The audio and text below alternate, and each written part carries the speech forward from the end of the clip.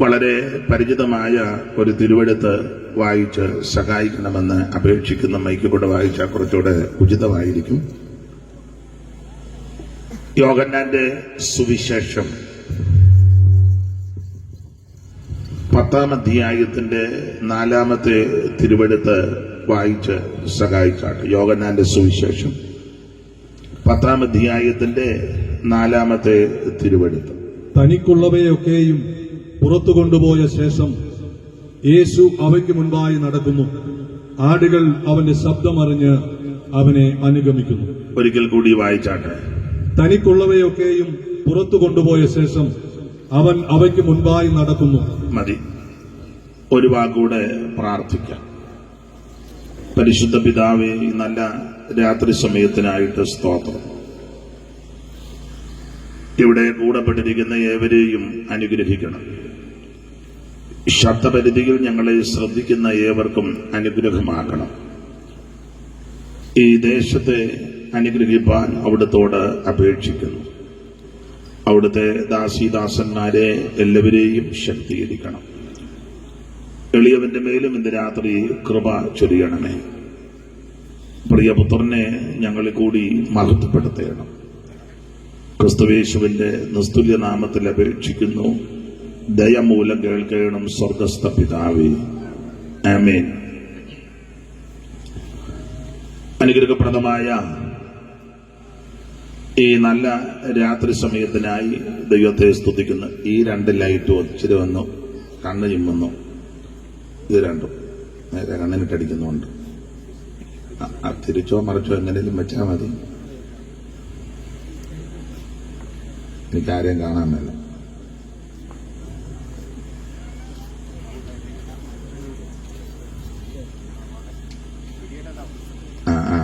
ഇത് മതി മതി മതി മതി. നിങ്ങൾക്ക് ആർക്കും അത്ര നല്ല കളറുള്ളതല്ല. ചില മെച്ച വച്ചാനേ ഉള്ളത്.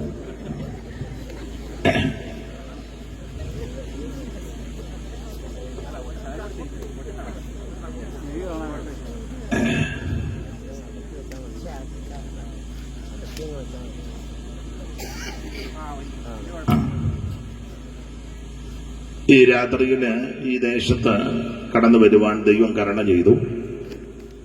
ഈ ശുശ്രൂഷയ്ക്ക് എന്നെ ക്ഷണിച്ച ബഹുമാനപ്പെട്ട ഇ.പി. രാജു പാസ്റ്റർ അവർകൾ ഈ സഭയുടെ ശുശ്രൂഷകൻ. ഇന്ന് രാത്രിയിലെ യോഗാധ്യക്ഷൻ ബഹുമാന്യ കർത്തദാസ്, ന്യൂ ലൈഫ് സഭയുടെ പ്രധാന ചുമതല വഹിക്കുന്ന ഫിലിപ്പ് എബ്രഹാം അവർകൾ, ഗായക സംഘം, മൈക്ക് ഓപ്പറേറ്റ് ചെയ്യുന്ന സഹോദരങ്ങള്, ഈ ഗ്രൗണ്ടില് പ്രാർത്ഥനയോടെ എത്തിച്ചേർന്നിരിക്കുന്ന ദൈവമക്കൾ, സമീപ സ്ഥലങ്ങളിൽ നിന്നും ഇരുന്നും ഭവനങ്ങളിലുമൊക്കെ ഇരുന്ന് ഈ യോഗം ശ്രദ്ധിക്കുന്ന, വീക്ഷിക്കുന്ന, സഹകരിക്കുന്ന ഈ ദേശത്തെ ബഹുമാന്യരായ പ്രിയപ്പെട്ടവർ, ദൂരത്തിരുന്ന് ഇപ്പോൾ ഓൺലൈനിൽ ആരെങ്കിലും കാണുകയോ കേൾക്കുകയോ ചെയ്യുന്നുണ്ടെങ്കിൽ അങ്ങനെയുള്ളവർ ഏവർക്കും വേഗം വരുന്ന യേശു ക്രിസ്തുവിന്റെ നിസ്തുല്യ നാമത്തിൽ ഈ സന്ധിയിൽ വന്ദനം ചൊല്ലുന്നു. പരിചിതരായ കർത്തൃദാസന്മാർ പലരുണ്ട്. എല്ലാവരുടെയും പേരെടുത്ത് പറഞ്ഞ് പിന്നെയും സമയം കളയുവാൻ താല്പര്യപ്പെടുന്നില്ല. ഇവിടെ വേദിയിലും സദസ്സിലുമായിരിക്കുന്ന ആദരണീയ കർത്തൃദാസന്മാർ, വിശേഷിച്ച് മാതാക്കൾ, പിതാക്കന്മാർ, കുഞ്ഞുങ്ങൾ, സഹോദരീ സഹോദരന്മാർ, ഏവരെയും ദൈവം അനുഗ്രഹിക്കുമാറാകട്ടെ. ഇന്ന് രാത്രിയിലെ ശുശ്രൂഷയെപ്പറ്റി കർത്തൃദാസൻ വിളിച്ചോർപ്പിച്ച് ഓർത്ത് പ്രാർത്ഥിപ്പാൻ ദൈവം കൃപ നൽകി. അല്പം വൈകിപ്പോയി, സദയം എല്ലാവരും ക്ഷമിക്കുക. വൈകുമെന്ന് നേരത്തെ വിളിച്ചറിയിച്ചു. എങ്കിലും പിന്നീട് പറഞ്ഞതിലും 5 മിനിറ്റ് മുമ്പ് എത്തുവാൻ ദൈവം കരുണ ചെയ്തു. എല്ലാ പ്രിയപ്പെട്ടവരെയും ദൈവം അനുഗ്രഹിക്കുമാറാകട്ടെ. കഴിഞ്ഞ രാത്രിയിൽ വളരെ ശക്തമായ സന്ദേശം ദൈവം കേൾപ്പിച്ചു. അവിടുത്തെ വരവ് താമസിച്ചാൽ നാളെ രാത്രിയിലും മാന്യ കർത്തദാസനെ ദൈവം ഉപയോഗിക്കട്ടെ. ഇന്ന് രാത്രിയിൽ എനിക്കും ഇവിടെ വരുവാൻ ദൈവം ചെയ്ത കൃപയ്ക്കായിട്ട് ദൈവത്തെ സ്തുതിക്കുന്നു. ഈ രാത്രിയിലെ തിരുവചന ചിന്തയ്ക്ക് അടിസ്ഥാനമായിട്ട് വായിച്ചത് യോഹന്നാന്റെ സുവിശേഷം 10-ാം അധ്യായത്തിന്റെ 4-ാമത്തെ തിരുവെടുത്ത്. ഒരിക്കൽ കൂടി ആ തിരുവെടുത്ത് വായിച്ച് സഹായിക്കണമെന്ന് അപേക്ഷിക്കുന്നു. തനിക്കുള്ളവയൊക്കെയും പുറത്തു കൊണ്ടുപോയ ശേഷം അവൻ അവയ്ക്ക് മുൻപായി നടക്കുന്നു. തനിക്ക് ഉള്ളവയൊക്കെയും പുറത്തു കൊണ്ടുപോയ ശേഷം അവൻ അവയ്ക്ക് മുൻപായി നടക്കുന്നു. അവൻ അവയ്ക്ക് മുൻപായിട്ട് നടക്കുന്നു. ആടുകൾ അവന്റെ ശബ്ദം അറിഞ്ഞ് അവനെ അനുഗമിക്കുന്നു. അവിടെ എഴുന്നു നിൽക്കുന്ന ഒരു പദം തനിക്കുള്ളവയൊക്കെയും പുറത്തു കൊണ്ടുപോയ ശേഷം. ഞാൻ ഇനി പറയുന്ന ഭാഷ എല്ലാവർക്കും ചിലപ്പം മനസ്സിലായെന്ന് വരികയല്ല. വേറെ പുസ്തകം പഠിക്കുന്ന ധ്യാനിക്കുന്നവർക്ക് പെട്ടെന്ന് പിടികിട്ടും. ദൈവത്തിന് ആവശ്യമുള്ളവരെയൊക്കെ ദൈവം പുറത്തു കൊണ്ടുവരും.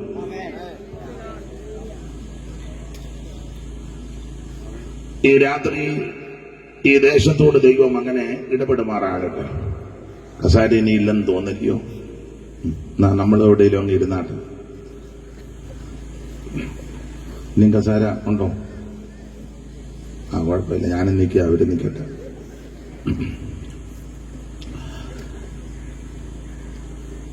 യോഹന്നാന്റെ സുവിശേഷം 10-ാം അധ്യായത്തിന്റെ 4-ാം വാക്യമാണ്. ഇന്ന് രാത്രി വളരെ ലളിതമായിട്ട് ശാന്തമായിട്ട് മനസ്സിലാകുന്ന ഭാഷയില് നമുക്ക് ചില കാര്യങ്ങൾ ചിന്തിക്കാം.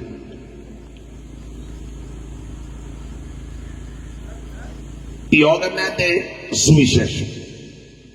അപ്പൊ ആ ഭാഗത്തേക്ക് വരുന്നതിന് മുമ്പ് ഈ പുസ്തകത്തെ പറ്റി ഒന്ന് പരിചയപ്പെടുത്താം. ഇവിടെ ഇരിക്കുന്ന സ്റ്റേജിലും സദസ്സിലും ഒക്കെ ഇരിക്കുന്നവർക്ക് ഈ പുസ്തകം നല്ല പരിചയമാണ്. ഈ പുസ്തകം, ഇതിന്റെ പേര് സത്യവേദ പുസ്തകം എന്ന പേരെങ്ങനാ? സത്യവേദ പുസ്തകം. 4 വേദം, 6 ശാസ്ത്രം, 18 പുരാണങ്ങൾ, അങ്ങനെയൊക്കെയാണ് നമ്മൾ പഠിച്ചതും പഠിപ്പിച്ചതും പഠിക്കുന്നതും. എന്നാൽ ഇതിന്റെ പേര് സത്യവേദ പുസ്തകം. മുഴുവൻ സത്യമാണ്. ഇതുപോലെ ഒരു പുസ്തകം ഉലകത്തിൽ ഉണ്ടായിട്ടില്ല, ഇനി ഉണ്ടാകത്തുമില്ല, ആർക്കോട്ട് ഉണ്ടാക്കാനും ഒക്കുകയില്ല. അത്രയ്ക്ക് വിശേഷപ്പെട്ട പുസ്തകമാണ് ഈ സത്യവേദ പുസ്തകം. ഇതെടുത്തത് തന്നെ വലിയ മഹാഭാഗ്യമാണ്. ഈ പുസ്തകം 66 പുസ്തകങ്ങൾ അടങ്ങുന്നതാണ് ഈ സത്യവേദ പുസ്തകം.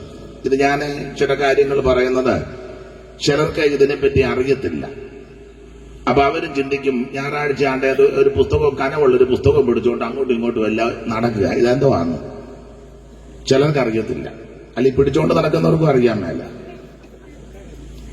വർഷങ്ങളായിട്ട് അമ്മ ഇത് ചുമന്നുകൊണ്ട് നടക്കുന്നുള്ളത് അമ്മയ്ക്ക് ഇതിനെ വകുപ്പ് എന്നാന്ന് അറിയാൻ മേല. അപ്പൊ അതുകൊണ്ട് അതൊന്ന് അറിഞ്ഞേച്ച് മുമ്പോട്ട് പോകാം. അപ്പൊ 66 പുസ്തകങ്ങൾ അടങ്ങുന്ന പുസ്തകമാണ് സത്യവേദ പുസ്തകം.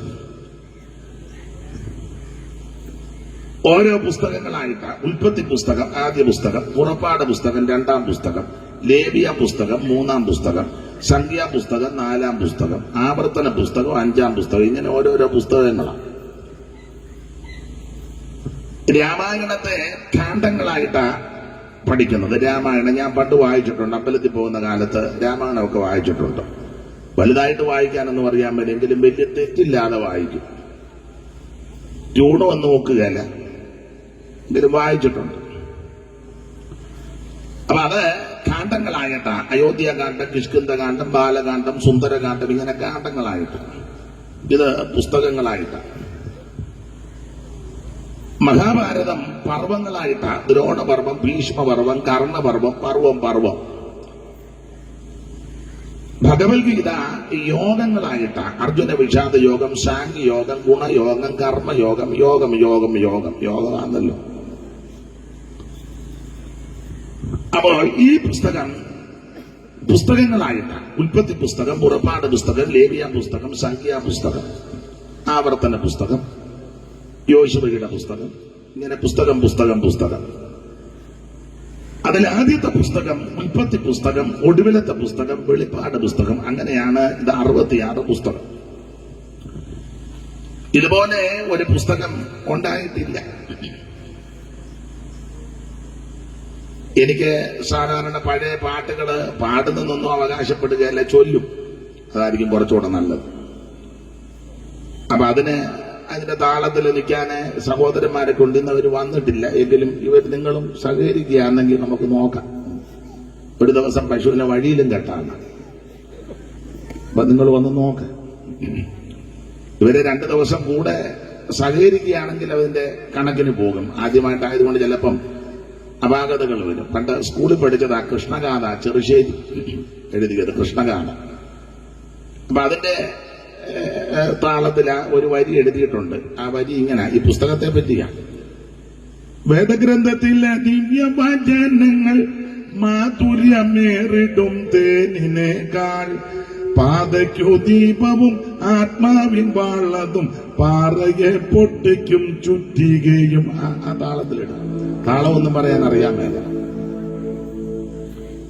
കുഞ്ഞിനെ തൊട്ടിയാലാട്ടിയപ്പോഴല്ലയോ ഉന്തും തുന്തുന്തുന്ന് പഠിച്ചല്ലയോ? ഉന്തുന്തുന്തും നീ പഠിച്ചല്ലേ? വേദഗ്രന്ഥത്തിലെ ദിവ്യവചനങ്ങൾ മാധുര്യമേറിടും തേനിനേക്കാൾ, പാതയ്ക്കു ദീപവും ആത്മാവിൻ വാളതും പാറയെ പൊട്ടിക്കും ചുറ്റികയും. പാരിലിതുപോലെ മറ്റൊരു ഗ്രന്ഥവും പാരായണം ചെയ്തിട്ടില്ല ന്യൂനം. 2 ഭാഗങ്ങളുണ്ടതിലാകവേ 66 പുസ്തകങ്ങൾ. അത് പിടിച്ചു വരുമ്പോ ഞാൻ പാട്ട് നിർത്തും. ഇരുന്നു മോനിരുന്നു. അപ്പൊ ഇത് 2 ഭാഗങ്ങളാണ്. 2 ഭാഗങ്ങളുണ്ടതിലാകവേ 66 പുസ്തകങ്ങൾ. ഉൽപ്പത്തി തൊട്ടു മലാക്കി വരെയുള്ള 39 പുസ്തകങ്ങൾ. ഉൽപ്പത്തി, പുറപ്പാടു, ലേവ്യ, സംഖ്യ, പിന്നെ ആവർത്തനം എന്നീ പഞ്ചഗ്രന്ഥം. ഇങ്ങനെ 2 ഭാഗങ്ങളായിട്ടായി ഈ പുസ്തകം, സത്യവേദ പുസ്തകം. ഇതിന്റെ ആദ്യത്തെ ഭാഗം പഴയ നിയമവും 2ാം ഭാഗം പുതിയ നിയമവും. 2 നിയമങ്ങളായത്. ഇത് നിയമമാണ്. നിയമമൊന്നും തെറ്റിക്കരുത്. ഈ പുസ്തകം വണ്ടിയുടെ ഫ്രണ്ടിൽ വെച്ചേച്ച് ചുമന്ന ലൈറ്റ് തെളിഞ്ഞു നിൽക്കുമ്പോൾ വണ്ടി പോകരുത്.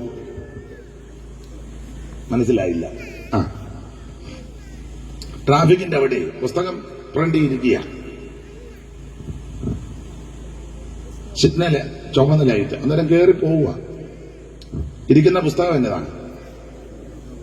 എന്തേലും വാ തുറന്ന് പറ. നിയമം. മനസ്സിലാകുന്നില്ല? ഇത് നിയമ പുസ്തകമാണ്. ഇതിനകത്ത് നിയമങ്ങൾ ഒത്തിരിയുണ്ട്. മാതാപിതാക്കളെ ബഹുമാനിക്കണം, എന്റെ നിയമം ഇതാ. അന്നേരം അപ്പനും അമ്മയ്ക്കും വെള്ളം കൊടുക്കാതെ ഈ പുസ്തകമായിട്ട് ഞായറാഴ്ച പള്ളിയിലോട്ട് പോവുക. എന്നെ ആരും മിണ്ടാതിരിക്കുന്നേ. ഇന്ന് അധികം മിണ്ടുവൊന്നും വേണ്ട. ഇത് നിയമമാണ്. ഇതിനകത്ത് നിയമമാണ്. അയലത്തുകാരനെ നിന്നെപ്പോലെ തന്നെ അവനെ സ്നേഹിക്കണം. അവനോട് മിണ്ടിയിട്ട് 5 കൊല്ലമായി. പുസ്തകം എടുത്തോണ്ട് ഞായറാഴ്ച ഓടുക. മിക്കവാറും ഞായറാഴ്ച ആള് കുറയുമെന്നാ തോന്നുന്നത്. പാസ്റ്റർ കൂടുതൽ ആള് വരാനായിരിക്കും ആഗ്രഹിക്കുന്നത്. മിക്കവാറും ഇന്ന് ഈ ആഴ്ച കുറയും.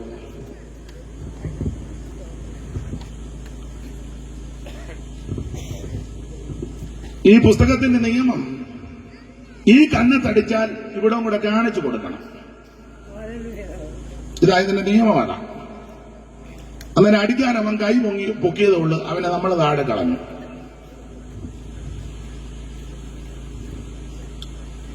നമ്മുടെ ഒരു അമ്മയാ, ചെറു തന്റെ അടി അമ്മ ഒരിക്കൽ പറഞ്ഞു, അവനെന്നെ അടിക്കാൻ തോന്നിയുള്ളൂ, ഞാൻ കാലുമടക്കി അടിച്ചവനെ താഴെ ഇട്ടത്. പഴയ ഗുസ്തിക്കാരിയാ. ഇത് നിയമമാണ്. ഈ നിയമം ആദ്യം കാക്കേണ്ടതും അനുസരിക്കേണ്ടത് ഇതെടുത്തോണ്ട് നടക്കുന്നവരാ. ഇന്ന് വലിയ ബഹളമൊന്നും വരികയല്ലെന്നാണ് എനിക്ക് തോന്നുന്ന ഇരിപ്പ് കണ്ടിട്ട്. ഇങ്ങനെ ഇരുന്നാൽ മതി. അപ്പൊ ഇത് 2 ഭാഗങ്ങളാണ്, പഴയ നിയമവും പുതിയ നിയമവും. പഴയ നിയമം ഉൽപ്പത്തി പുസ്തകം മുതൽ മലാക്കി പുസ്തകം വരെയുള്ളതായ 39 പുസ്തകങ്ങൾ. പുതിയ നിയമം മത്തായി സുവിശേഷം മുതൽ വെളിപ്പാട് പുസ്തകം വരെയുള്ള 27 പുസ്തകങ്ങൾ. ശ്രദ്ധിക്കണേ, ഈ പുസ്തകം 66 പുസ്തകം ഏതാണ്ട് 1600 കൊല്ലം കൊണ്ട് 40 എഴുത്തുകാര് ലോകത്തിന്റെ വിവിധ ഇടങ്ങളിലിരുന്ന് എഴുതി തീർത്തതാണ് ഈ 66 പുസ്തകം. അല്ലാതെ ഒരാൾ തന്നെ കുത്തിയിരുന്ന് എഴുതിയതല്ല. ഒരാളും കൂടെ ഒരാളും കൂടി നമുക്ക് കുറച്ച് എഴുതാം, വാ രണ്ടുപേരോട് ഇരുന്ന് എഴുതി ഒക്കുന്നിടത്തോളം ഒപ്പിച്ചു, അങ്ങനൊന്നും തന്നതല്ല. 1600 കൊല്ലം കൊണ്ട് 40 എഴുത്തുകാര് വിവിധ രാജ്യങ്ങളിലിരുന്ന് ദൈവാത്മ നിയോഗം പ്രാപിച്ച് എഴുതിയതാണ് ഈ സത്യവേദ പുസ്തകം. ഇവര് പലരും തമ്മിൽ കണ്ടിട്ടില്ല, പലരും പല രാജ്യത്ത് ജനിച്ച് ജീവിച്ചവരാ, മരിച്ചവരാ, പല ടൈപ്പിൽപ്പെട്ട ആൾക്കാരാ. ഈ പുസ്തകം രാജാക്കന്മാരെ കൊണ്ട് എഴുതിപ്പിച്ചിട്ടുണ്ട്, മീൻ പിടിക്കുന്ന മുക്കുവന്മാരെ കൊണ്ട് ഇതിലെ പുസ്തകം എഴുതിച്ചിട്ടുണ്ട്, ഡോക്ടർ ലൂക്കോസ് പുസ്തകം എഴുതിയിട്ടുണ്ട്. മാത്രമല്ല ആടുകളെ തീറ്റുന്നവരെ കൊണ്ട് ഇതിലെ പുസ്തകം എഴുതിച്ചിട്ടുണ്ട്, ഭരണ തന്ത്രജ്ഞന്മാരെ കൊണ്ട് ഇതിലെ പുസ്തകം എഴുതിച്ചിട്ടുണ്ട്, വിദ്യാ നിപുണന്മാരായ പ്രിയപ്പെട്ടവരും ഇതിനകത്തെ പുസ്തകം എഴുതി. എന്ന് പറഞ്ഞാൽ ലോകത്തിന്റെ അല്ലെങ്കിൽ ജീവിതത്തിന്റെ എല്ലാ തുറകളിൽപ്പെട്ടവരെയും പുസ്തകം എഴുതാൻ ദൈവം ഉപയോഗിച്ചു. അല്ല ഒരാൾ മാത്രം കുത്തിയിരുന്ന് എഴുതിയതല്ല.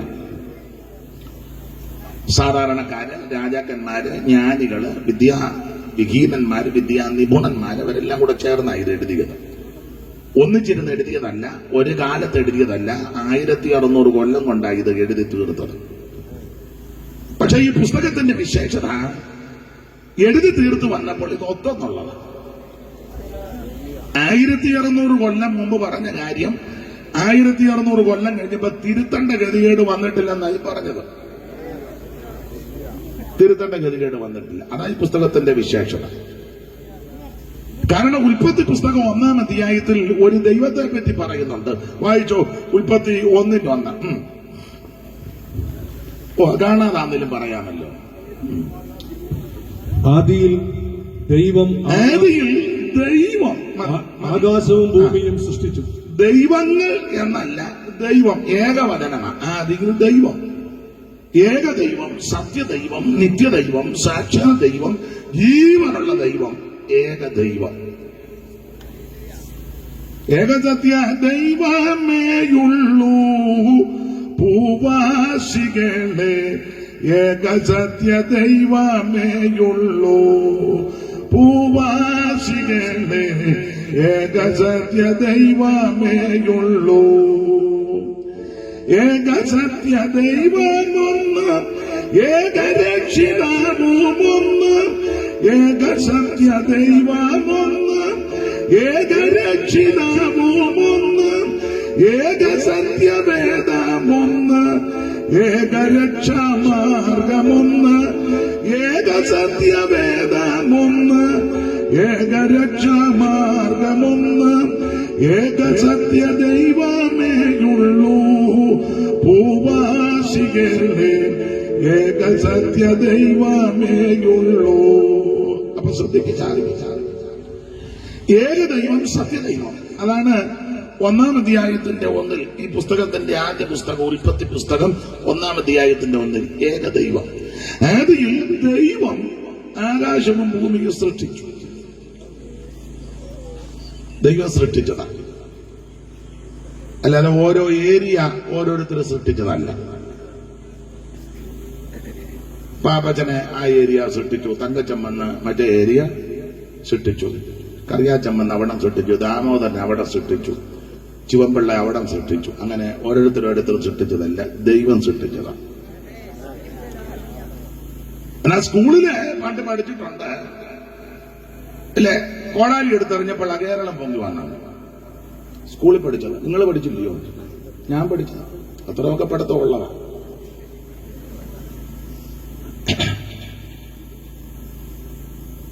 എനിക്ക് തോന്നുന്നു ഉമാകേരളത്തിലാണോ ഉള്ളൂർ എഴുതിയതാണോ എന്ന് അറിയത്തില്ല. വരി ഇങ്ങനെ എന്തോ നിങ്ങൾ പറഞ്ഞു, പ്രസംഗം എറിക്കുന്നില്ലെന്നായിരിക്കും. ഇന്നിങ്ങനെ പോട്ടെ.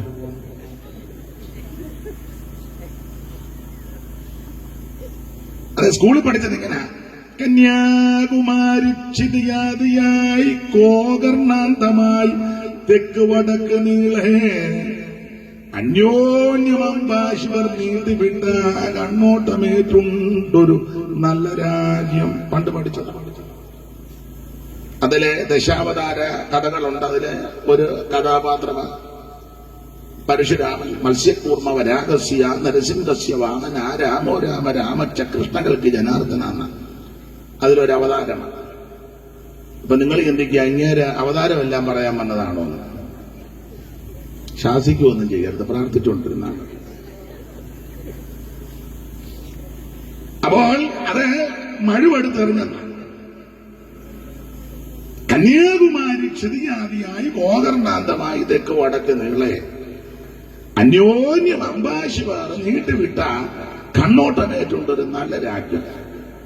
പാരം കരിമ്പു പനസം മുളകേല വിഞ്ചി കേരൻ കവന്ന് തളർത്ത വെറ്റില ഏത്തവാഴ ഈരമ്യ വസ്തുതകൾ ചേർന്ന് വിളങ്ങമീന്നൽ പാരാങ്കിരി കൽപ്പതരും മണ്ഡിത നന്ദനാഭം. സ്കൂളിൽ പഠിച്ചതാണ്. അപ്പൊ പള്ളിക്കൂടത്തിൽ പഠിച്ചതുമൊക്കെ മഴുവെടുത്തെറിഞ്ഞുണ്ടായെന്നാണ്. എന്നാല് ഈ പുസ്തകം പഠിപ്പിക്കുന്നതും അതങ്ങനെ തന്നെ. ഇത് കോടാലിക്കും പിച്ചാത്തിക്കും പറഞ്ഞൊന്നും ഉണ്ടായതല്ല, ദൈവം സൃഷ്ടിച്ചത്. സർവശക്തനായ ദൈവം, നിത്യനായ ദൈവം, ഏക ദൈവം. ദൈവം ഒരു ഗ്രൂപ്പിന്റെ ആളല്ല, അവിടുന്ന് മുഴു ലോകത്തിന്റെ ആ ദൈവം. ഓരോരുത്തരും പിന്നെ ഓരോ ഞങ്ങളുടെ ദൈവമാണെന്ന് പറഞ്ഞുകൊണ്ട് നടക്കുക. ദൈവം എല്ലാവരുടെയും കൂടെ. ചില ആൾക്കാർ ധരിച്ചു വെച്ചിരിക്കുന്ന ദൈവം ഞങ്ങളുടെ കസ്റ്റഡിയിലാണ്. ആ പോക്കും ഇരിപ്പും കാണുമ്പോ അറിയാം ദൈവം ആരുടെയും കസ്റ്റഡിയിലിരിക്കുന്ന ആളല്ല, അവിടുന്ന് മുഴു ലോകത്തിന്റെയും ദൈവമാണ്. അപ്പോൾ ആ ദൈവമാണ് ഈ കാണുന്നതിനെല്ലാം സൃഷ്ടിച്ചത്. സകല ചരാചരങ്ങളെ സൃഷ്ടിച്ചവൻ ദൈവമാണ്. ഒന്നുകൂടെ വായിച്ചോ, 1-ാം വാക്യം. ആദിയിൽ ദൈവം ആകാശവും ഭൂമിയും സൃഷ്ടിച്ചു. സകല ലോകങ്ങൾക്കും ആദികാരണമിവൻ, സകല ഭൂതങ്ങൾക്കുമാകാരപ്രദനിവൻ, സകല ദേവവൃന്ദവന്ദിത പദാകുലൻ, സകല നിഷ്കലത്വം പേറുന്ന പെരിയവൻ, അകമാകാരന്മാരിൽ ആദമൻ മോചതും സർവാഗമ പൊരുളാകുമി പരാശക്തിക്ക്. അവ ശ്രദ്ധിക്കുക, ഈ കാണുന്ന സകല ചരാചരങ്ങളെയും അണ്ടകടാകത്തെയും ബ്രഹ്മാണ്ഡ കോടിനാണ്ടത്തെ മുഴുവൻ സൃഷ്ടിച്ചവൻ, അവൻ ചമച്ചവൻ, പടച്ചവൻ, സർവശക്തനായ ദൈവമാണ്. അതായി പുസ്തകത്തിന്റെ ആദ്യ ഭാഗത്ത് ദൈവം ആദിയിൽ ദൈവം. അവൻ 1600 കൊല്ലം മുമ്പ് ഒരു ദൈവത്തെ പരിചയപ്പെടുത്തി. 1600 കൊല്ലം കഴിഞ്ഞ് വെളിപ്പാട് പുസ്തകത്തിൽ വരുമ്പോഴും ആ ദൈവത്തെ തന്നെയാ പറഞ്ഞേക്കുന്നത്.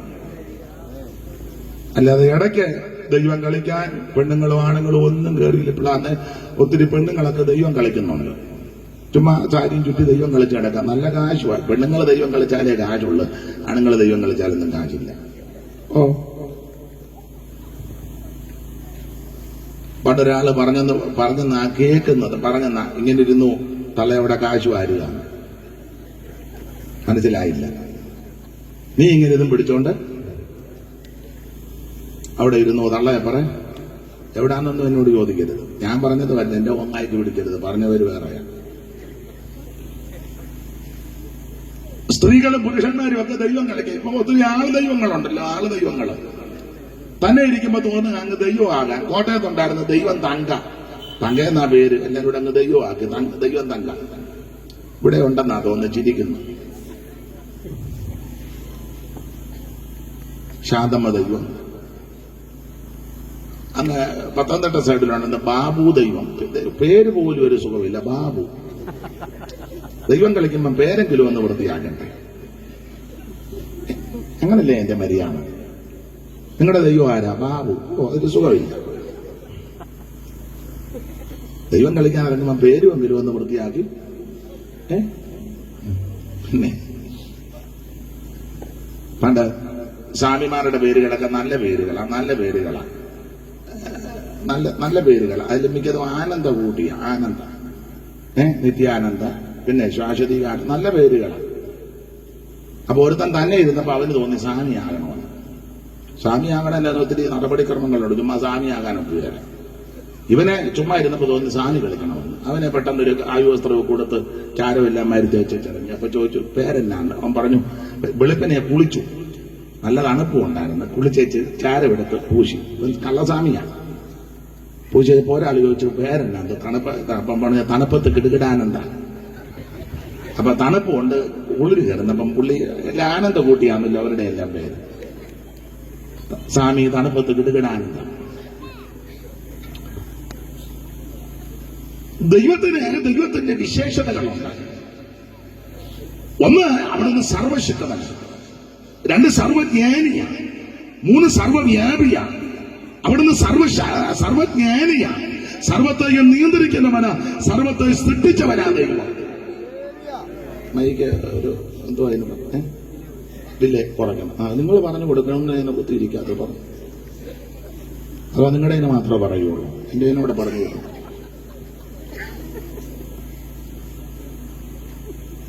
ഞാൻ പാട്ട് പാടുകയോ എന്തെങ്കിലുമൊക്കെ ചൊല്ലുകയോ ചെയ്യുമ്പോൾ ഒരു ചെറിയ അതാ നല്ലത്. പ്രസംഗിക്കുമ്പം ഇങ്ങനെ പോട്ടെ.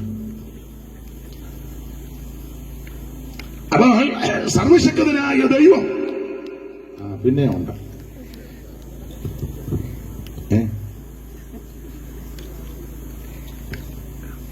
അപ്പൊ ഉൽപ്പത്തി പുസ്തകം 1-ാം അധ്യായത്തിൽ ഒരു ദൈവത്തെ പരിചയപ്പെടുത്തി. ആദിയിൽ ദൈവം ആകാശവും ഭൂമിയും സൃഷ്ടിച്ചു. ആ ദൈവത്തെ പറ്റി തന്നെ വെളിപ്പാട് പുസ്തകത്തിലും പറയുന്നത്. ആ ദൈവം തന്നെ സൃഷ്ടിച്ചെന്ന വെളിപ്പാട് 4:11 വായിച്ചു. വെളിപ്പാട് പുസ്തകം 4-ാം അധ്യായത്തിന്റെ 11-ാം വാക്യം. 1600 കൊല്ലം കഴിഞ്ഞപ്പോഴും അത് തന്നെ പറഞ്ഞു. വായില്, കർത്താവേ, നീ സർവവും സൃഷ്ടിച്ചവനും എല്ലാം നിന്റെ ഇഷ്ടം ഹേതുവാൽ ഉണ്ടായതും സൃഷ്ടിക്കപ്പെട്ടതുമാകയാൽ മഹത്വവും ബഹുമാനവും ശക്തിയും കൈക്കൊള്ളുവാൻ യോഗ്യൻ എന്ന്. അപ്പൊ ശ്രദ്ധിക്കുക, കർത്താവേ, നീ സർവവും സൃഷ്ടിച്ചവനാ. ഉൽപ്പത്തി പുസ്തകം 1-ാം അധ്യായത്തിൽ ദൈവം സകലതും സൃഷ്ടിച്ചെന്ന് പറഞ്ഞു. 1600 കൊല്ലം കഴിഞ്ഞപ്പോഴും അത് തന്നെ പറഞ്ഞേക്കുന്ന തിരുത്തേണ്ട ഗതികേട് ഈ പുസ്തകത്തിന് വന്നിട്ടില്ല. സകലത്തെ സൃഷ്ടിച്ചവൻ, നിർമ്മിച്ചവൻ സർവശക്തനായ ദൈവം. ഞാൻ അങ്ങനെ പറഞ്ഞാൽ ഒത്തിരി കാര്യം പറയേണ്ടി വരും. നമ്മൾ എടുത്ത ഭാഗത്തേക്ക് വരണം. അപ്പോൾ ഇങ്ങനെയുള്ള ഈ സത്യവേദ പുസ്തകം 66 പുസ്തകം. ഇതിലെ പുതിയ നിയമത്തിൽ 27 പുസ്തകം. ആ 27 പുസ്തകത്തിൽ ആരംഭത്തിൽ 5 ചരിത്ര പുസ്തകമാണ്. ആ 5 ചരിത്ര പുസ്തകത്തിൽ 4 പുസ്തകം സുവിശേഷമാണ്, യേശു ക്രിസ്തുവിന്റെ ചരിത്രം.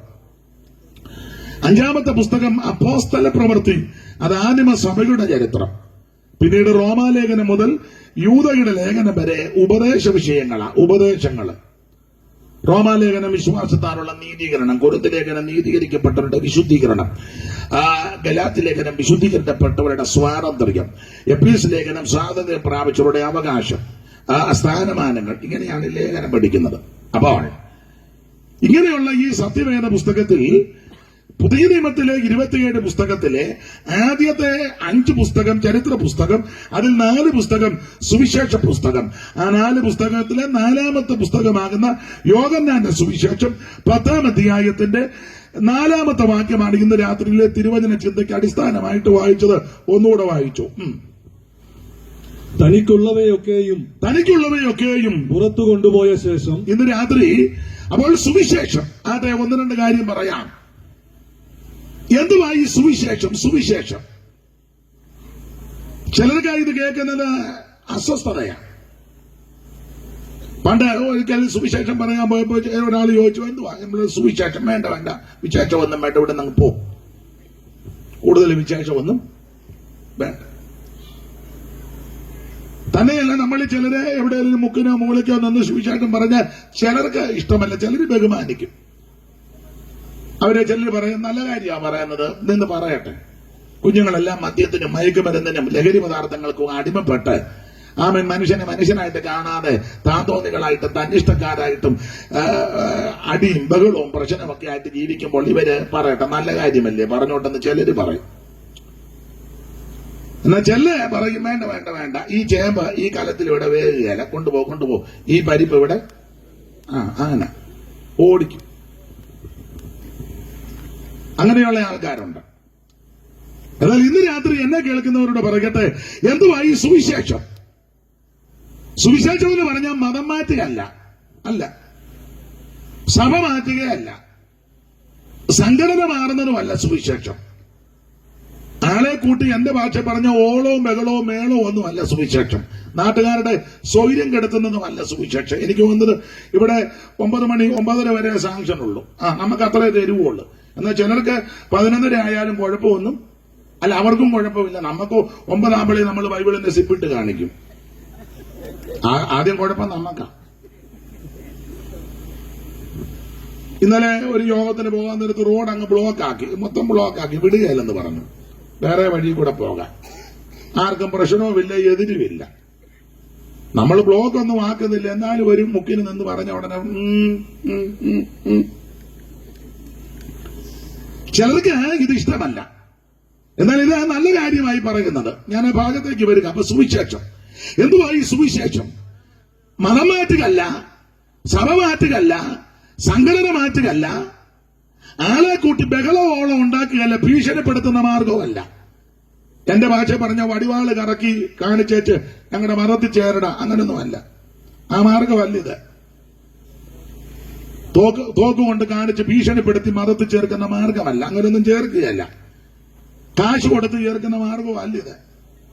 കാശില്ലല്ലോ, അതുകൊണ്ടല്ലേ സ്വോത്ര കാഴ്ച എടുത്തേ, ഇല്ലേ? ഇരിപ്പ് കാണുമ്പോ അറിയാം കാശില്ല. അന്നേരം ഒരാൾ പറഞ്ഞ് കാശ് കൊടുത്ത് ചേർക്കുകയാണ്. നല്ല വേല. ഇതുങ്ങളും ഭാരപ്പെട്ടിരിക്കുക, വല്ലതും കിട്ടുമോ ഇല്ല, തരും സമാധാനം. അപ്പൊ ശ്രദ്ധിക്കുക, ഇത് കാശ് കൊടുത്ത ആളെ കൂട്ടുന്ന മാർഗമല്ല, സഭ മാറ്റുകയല്ല, മതം മാറ്റവുമല്ല. സുവിശേഷം എന്ന് പറഞ്ഞാൽ ഒരു വ്യക്തിയാ. അത് മറ്റാരുമല്ല, നസറായനാകുന്ന യേശു ക്രിസ്തു. അതാ സുവിശേഷം. അറിയുള്ള വാക്യമാണെങ്കിലും വായിച്ചു. കാരണം ഇതൊക്കെ വേദപുസ്തകത്തിലെ കാര്യമാ പറയുന്നെന്ന് കേൾവിക്കാർക്ക് മനസ്സിലാകണം. അല്ലെ നിങ്ങൾ പറയും, ആരാന്നോ പറന്ന് ശബ്ദമുള്ള ഒരുത്തം ഏതാണ്ടെല്ലാം പറഞ്ഞു വെച്ചു പോയി, എവിടുന്നാന്നോ? അത് വേണ്ട, പുസ്തകത്തിൽ നിന്നാന്ന് അറിയണം. 2:5 വായിച്ചു. തിമോഥെയോസിന്റെ 2-ാം ലേഖനം 2:5 എന്തുവാ സുവിശേഷം അവിടെ എഴുതിയിട്ടുണ്ടല്ലോ, വായിച്ചു. തന്നെ വായിക്കാനല്ല, മൈക്കിൽ കൂടെ വായിക്കും. ദാവീദിന്റെ സന്തതിയായിട്ട് ജനിച്ച് മരിച്ചിട്ട് ഉയർത്തെഴുന്നേറ്റിരിക്കുന്ന യേശുക്രിസ്തുവിനെ ഓർത്തുകൊള്ളുക. അതാകുന്നു എന്റെ സുവിശേഷം. അപ്പൊ എന്റെ പ്രിയരെ, സ്നേഹിതരെ, കേൾവിക്കാരോട് പറയട്ടെ, സുവിശേഷം ഒച്ചയും ബഹളവും അല്ല, നാട്ടുകാരുടെ സ്വൈര്യം കെടുത്തുകയല്ല, അലോഗ്യം ഉണ്ടാക്കല്ല, തമ്മിത്തല്ലും അടിപിടിയും ആമൻ ചേരി തിരിഞ്ഞ് അടിയുണ്ടാക്കുകയല്ല, വർഗീയത പറഞ്ഞ് ആമൻ ബഹളം ഉണ്ടാക്കുകയല്ല, മതം മാറ്റുകയല്ല, സഭ മാറ്റുകയല്ല, സംഘടന മാറ്റുന്നതല്ല. സുവിശേഷം എന്ന് പറഞ്ഞത് ഒരു വ്യക്തിയാ, അത് മറ്റാരും നസറായനാകുന്ന യേശു ക്രിസ്തു. അതാ സുവിശേഷം. ഓടിച്ചു പറയാം. എന്തിനാ ഈ സുവിശേഷം? എന്തിനാ സുവിശേഷം? ചില ആൾക്കാർ പറഞ്ഞ് ഒരു പണിയും കൂലിയില്ലാത്ത കുറെ അവന്മാരിറങ്ങിയിട്ടുണ്ടെന്ന്. ഇന്നാളൊരാൾ പറയുന്നത് കേട്ടു, ഞാനും കേട്ടു. പിന്നെ എന്നാ പറയാ, ഒരു ജോലിയും കൂലിയില്ലാത്ത കുറെ അവന്മാര്. ഞങ്ങളുടെ ഒരു കൊച്ചമ്മയുടെ മോൻ പറഞ്ഞത്, കരിക്കിന്റെ മോന്ത് എത്തിയ പോലെ കുറെ എണ്ണം ഇറങ്ങിയിട്ടുണ്ടെന്ന്. മീശ പഠിച്ചതിന് പറഞ്ഞതാണ്, കരിക്കിന്റെ മോന്ത എത്തിയതുപോലെ. ഓരോരോ അഭിപ്രായങ്ങളാണ്. അപ്പൊ ചെല്ലി പറയുകയാ, തൊഴിലില്ലാത്ത കുറെ എണ്ണം അവരുടെ വയറ്റിപ്പഴപ്പന് എല്ലാം വയറ്റിപ്പഴപ്പാന്നല്ലോ. അപ്പൊ ചില ആൾക്കാർ പറയുന്നത് വൈദ്യപീഠപ്പൻ ഇറങ്ങിയിരിക്കുക. എന്തിനാ സുവിശേഷം? സുവിശേഷം എന്തിനാണ്? ഒറ്റമാക്കി പറയുക, സകല മനുഷ്യരും രക്ഷപ്പെടാൻ, മനുഷ്യവർഗം മുഴുവൻ രക്ഷപ്പെടണം, മനുഷ്യജാതി മുഴുവൻ രക്ഷപ്പെടണം. ഈ ജാതിയും വർഗവും മരണം ഉണ്ടാക്കിയത് മനുഷ്യനാണ്. അതെ, മനുഷ്യനാണ്. ഇവര് ഇച്ചിരി കൂടുതല, അവര് കുറഞ്ഞവരാ, മറ്റവര് ഒരു പരുവത്തിന് നിൽക്കുന്നു, ഇവരൊട്ടും കൊള്ളുകയില്ല. ഇതൊക്കെ മനുഷ്യനൊപ്പിച്ചതാ. മുഖത്തിൽ നിന്ന് വന്നെന്ന് പറയുന്നു, കുറെ പേര് ഇവിടുന്ന് ഇറങ്ങിയെന്ന് പറയുന്നു, കാലിൽ നിന്ന് വന്നെന്ന് പറയുന്നു, പാദത്തിൽ നിന്ന് വന്നെന്ന് പറയുന്നു, എല്ലാം നുണയെല്ലാം പറഞ്ഞ് ഒപ്പിച്ചു വെച്ചിരിക്കുക. അത് വെച്ചാ ഇടപെടുന്നത്. ഞങ്ങൾ ഇച്ചിരി കൂടിയവരാ, അവര് കുറഞ്ഞവരാ, അതുകൊണ്ട് അവരോട് അധികം അടുക്കരുത്, പോകരുത്, ഇതൊക്കെ ഒപ്പിച്ചു വെച്ചിരിക്കുക. ബ്രാഹ്മണോകം നരേന്ദ്രോകം ആദ്യോഗമെന്നിങ്ങനങ്ങാം റേഡിതങ്ങളിർന്നിടുന്ന ജാന്തരേ, ജന്തുക്കൾ ഭക്ഷിച്ചു കാച്ചിച്ചു പോകിലും ബന്ധു വെണ്ണീറായി ചമഞ്ഞു പോയിടിലും മണ്ണിന് കീടായി കൃമികളായി പോകിലും. ബ്രാഹ്മണ, ക്ഷത്രിയ, വൈശ്യ, ശൂദ്ര സംസ്കാരമൊന്നും പറയാൻ ഞാൻ തുനിയുന്നില്ല. നാശം ഒപ്പിച്ചു വെച്ചിരിക്കുക. അവരിച്ചിരി കൂടിയവരാ, ഇവര് കുറഞ്ഞവരാ, മറ്റവരൊട്ടും കൊള്ളുകയില്ല. ഇതൊക്കെ മനുഷ്യൻ ഒപ്പിച്ചതാ. ഒരു കാര്യം പറയാം, മനുഷ്യനെ മനുഷ്യനായിട്ട് കാണണം, മനുഷ്യനെ ബഹുമാനിക്കണം, മനുഷ്യനോട് സ്നേഹം ഉണ്ടായിരിക്കണം. ഏത് വ്യക്തിക്കും അവന്റെ വ്യക്തിത്വമുണ്ട്, അതിനെ ഹനിക്കരുത്. ഞാനെപ്പോഴും പറയും, ഭിക്ഷയെടുക്കുന്ന ഒരു വ്യക്തിയും വ്യക്തിത്വമുള്ള ആളാ, അദ്ദേഹത്തെ ആക്ഷേപിക്കരുത്. സാഹചര്യം കൊണ്ടാണ് ഭിക്ഷ ചോദിക്കുന്നത്, അതും അന്തസ്സുണ്ട്, ചോദിച്ചല്ലേ മേടിക്കുന്നേ, ഇല്ലേ? കോടികൾ അടിച്ചു മാറ്റുന്ന മന്ത്രിയേക്കാളും നല്ലതാ, കുംഭകോണം നടത്തുന്ന വേന്ദ്രനേക്കാളും നല്ലതാ ഭിക്ഷക്കെടുക്കുന്ന സാധുവായ മനുഷ്യൻ, ഇല്ലേ? ലക്ഷക്കണക്കിന് കോടിക്കണക്കിന് അടിച്ചു മാറ്റിയേച്ച് നല്ല വെളുത്ത തുണി കൊടുത്തോണ്ട് നിൽക്കുക, ഭാഗ്യം കുത്തി. ഇവിടെ നമ്മൾ പറയുക, സ്തോത്രം, ആദരണീയനായ അടിച്ചു മാറ്റിയവനാണോ? അവനിലും എന്ത് നല്ലതാ ആ ഭിക്ഷ എടുക്കുന്ന മാന്യ വ്യക്തി, ചോദിച്ചല്ലേ മേടിച്ചേ. ഏത് വ്യക്തിക്കും അതിന്റെ അന്തസ്സുണ്ട്. സ്വന്തം ആൾക്കാരുടെ പേരില്, മക്കളുടെയും കൊച്ചുമക്കളുടെയും ഒക്കെ പേരില് ഒപ്പിക്കുന്ന ആൾക്കാരുണ്ട്, അവരിലുമൊക്കെ നല്ലതാ ഭിക്ഷ എടുക്കുന്നവൻ. ആണെന്ന് എല്ലാവർക്കും അതിന്റെ മാന്യതയുണ്ട്. നമ്മുടെ ആൾക്കാർക്ക് അങ്ങനെയൊക്കെയുള്ള ചില ചിന്തകളുണ്ട്. ഇന്നാളെ ഞാൻ ചോദിച്ചു, ആ സഹോദരി നിങ്ങളുടെ കൂടാന്നോ? അതെ. പുള്ളിക്കാരിക്ക് എന്തോ, അടുക്കള പണിയാ. അത് നല്ലതല്ലേ? ഒരു ജോലിയും ചെയ്യാതെ തിന്നുന്ന നിന്നേക്കാളും നല്ലതാ. ചുമ്മാ ഇരുന്ന് അങ്ങ് കഴിക്കുക, ഒരു ജോലിയും ചെയ്യുകയല്ല. അതിലും എന്ത് അന്തസ്സാ? മറ്റു വീടുകളിലൊക്കെ പോയി ജോലി ചെയ്തേ ചെല്ലേ കഴിക്കുന്നേ. പുസ്തകത്തിലെ വാക്യം ജോലി ചെയ്യാത്തവൻ കഴിക്കരുതെന്നാ, അങ്ങനെ പുസ്തകത്തിലെ വാക്യം. ഏത് ജോലിക്കും അതിന്റെ മാന്യതയുണ്ട്. ചില ആൾക്കാർ പറയല്ലേ, പുള്ളിക്കാരിക്ക് എന്തുവാ ജോലി? മുനിസിപ്പാലിറ്റി തൂപ്പ, അന്തസ്സുള്ള ജോലിയാ. നീ നിന്റെ വീടും പരിസരവും തൂക്കുകയല്ലോ, പിന്നല്ലേ മുനിസിപ്പാലിറ്റി. എന്നെ ഇങ്ങനെ നോക്കിയിരിക്കുന്നേ. ചിലരെ വീടും പറമ്പും ഒക്കെ തൂക്കണമെങ്കിൽ പ്രാർത്ഥന വെക്കണം, ചൂലുപെടുത്തോണ്ട് പെരക്കി ഉറ്റുകൊണ്ട്. എന്നെ നാളെ പ്രാർത്ഥനയാ. ചുക്കിലി അടിക്കുന്നു, കട്ടില് മറച്ചിട്ട് ചുക്കിലി തൂക്കുന്ന മേശയുടെ അടിയിൽ കൂടെ നോക്കി കട്ടം മാറ്റി വെച്ച് അവിടെ എല്ലാം മാറാലായ ആട്ടെ, ആഴ്ചയിൽ ഒരു പ്രാർത്ഥനയിലും വെക്കാം, അങ്ങനെയും. അപ്പൊ ഒരു കാര്യം ഇന്ന് രാത്രി പറയാം, ഏത് ജോലിക്കും അതിന്റെ മാന്യതയുണ്ട്. അപ്പൊ ഈ സുവിശേഷം എന്തുവാ? സുവിശേഷം യേശു ക്രിസ്തു. എന്തിനാ സുവിശേഷം? സകല മനുഷ്യരും രക്ഷപ്പെടാൻ. അതിന് 5 പൈസ കൊടുക്കണ്ട കേട്ടോ, അര കാശ് മുടക്കണ്ട, അര മൈല് നടക്കണ്ട, ഭൗതിക വസ്തുക്കളൊന്നും കൊണ്ട് കൊടുക്കണ്ട. രക്ഷപ്പെടാനേ മെഴുകുതിരിയും കൊടുക്കണ്ട, എണ്ണയും കൊടുക്കണ്ട, പൂവൻകോടിയും കൊടുക്കണ്ട, പടക്കോടിയും കൊടുക്കണ്ട, ആടും വേണ്ട, മാടും വേണ്ട, ഒന്നും വേണ്ട, നിന്നെ അങ്ങ് കൊടുത്താൽ മതി. എന്റെ സ്വോത്ര കാഴ്ച കിട്ടണ്ട. ഇവിടെ പിന്നെ എടുത്തത് പാവത്തങ്ങള് ചില കാര്യങ്ങളൊക്കെ ഉള്ളതുകൊണ്ട് അത് സ്വർഗത്തിൽ പോകാനൊന്നുമല്ല, രക്ഷിക്കപ്പെടാനൊന്നുമല്ല. ഇവിടുത്തെ പല ആവശ്യങ്ങളുണ്ട്, അതൊക്കെ നടക്കണം. അതിനാ അദ്ദേഹത്തോണ്ട് തന്നെ ഒക്കത്തില്ല. ഒക്കുവോ? എനിക്കിരിപ്പ് കാണുമ്പോ അറിയാം, പാവം. എന്നാലും ഇതെല്ലാം ചെയ്തല്ലോ, ദൈവം അനുഗ്രഹിക്കട്ടെ. ഇവിടെയുള്ള പ്രിയപ്പെട്ടവര് സഹകരിക്കുന്നല്ലോ, നാട്ടുകാരുമൊക്കെ സഹകരിക്കുന്നല്ലോ, ദൈവം നിങ്ങളെ അനുഗ്രഹിക്കട്ടെ.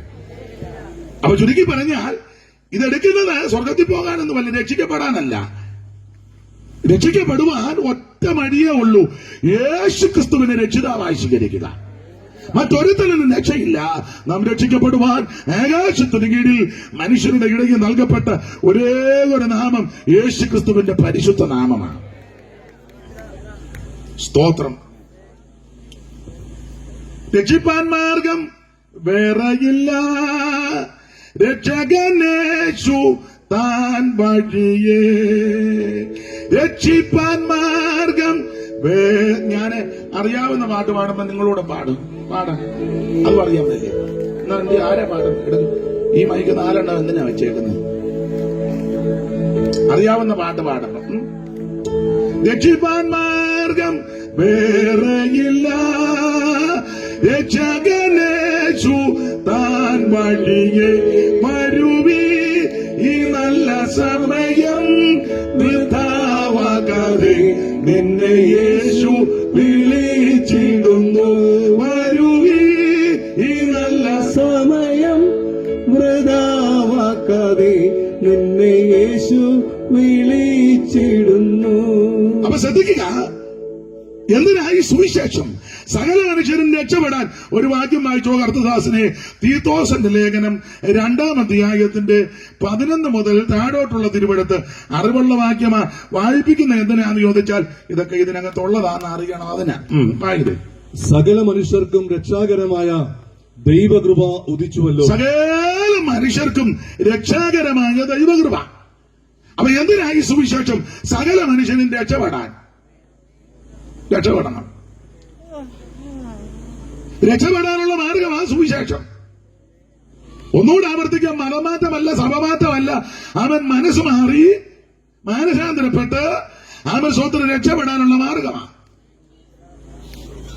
ഞാന് പ്രാരംഭത്തിൽ ഒരു കാര്യം പറയാം. ഞാനൊരു ഹൈന്ദവ പശ്ചാത്തലത്തിൽ നിന്നാണ് ഈ മാർഗത്തിൽ വന്നത്. എല്ലാം വിവരിക്കുന്നില്ല. സുഖമില്ലാതെ വളരെ പ്രയാസപ്പെട്ടു. ടൈഫോയിഡ് വന്നു കൂടി. ആലപ്പുഴ മെഡിക്കൽ കോളേജിലെ ചികിത്സകളൊക്കെ ആയിരുന്നു. ഭേദമൊന്നും വന്നില്ല.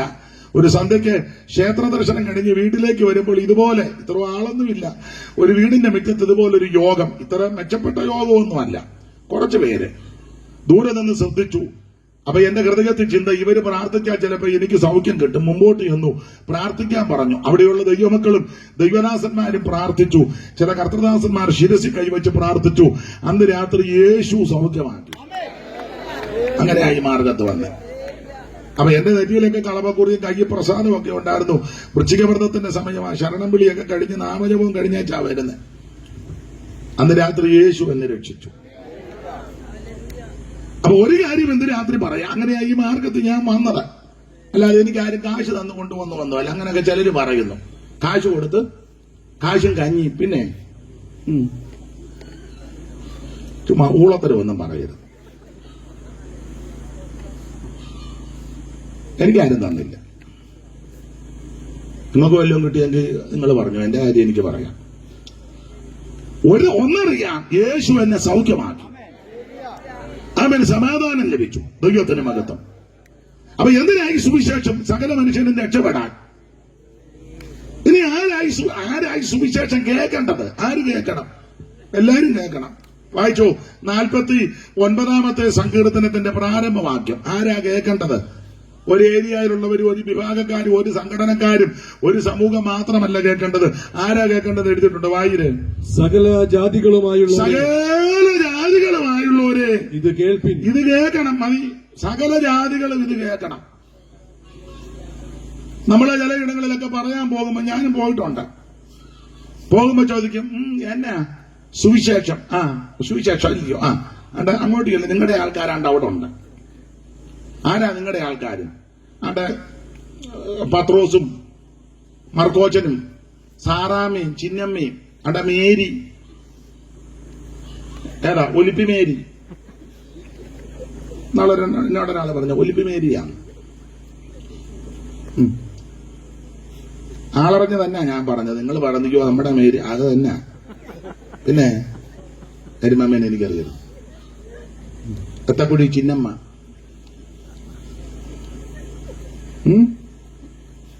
അതാ പറയുന്നത്. ഇവിടെ ഒക്കെ വേണ്ട, നിങ്ങളുടെ ആൾക്കാർ അവിടെ ഉണ്ട്, അങ്ങോട്ട് ചെല്ലാൻ. എന്നാലും നമ്മൾ ഇതുമായിട്ട് അങ്ങോട്ട് ചെന്നപ്പോ അവര് ചോദിക്കുക, എന്നാ സുവിശേഷം? ഞങ്ങൾക്ക് ഇതെല്ലാം അറിയാണ്ട് അങ്ങോട്ട് ചെല്ല്. അവിടെ ആരാ? അവിടെ പവാനി ശ്രീധരനും അബ്ദുള്ളയും റഹ്മാനും. അങ്ങോട്ട് ചെല്ല്. ചുരുക്കി പറഞ്ഞാൽ നമ്മളെ അങ്ങോട്ട് കൊണ്ടിട്ട് നാട്ടുക.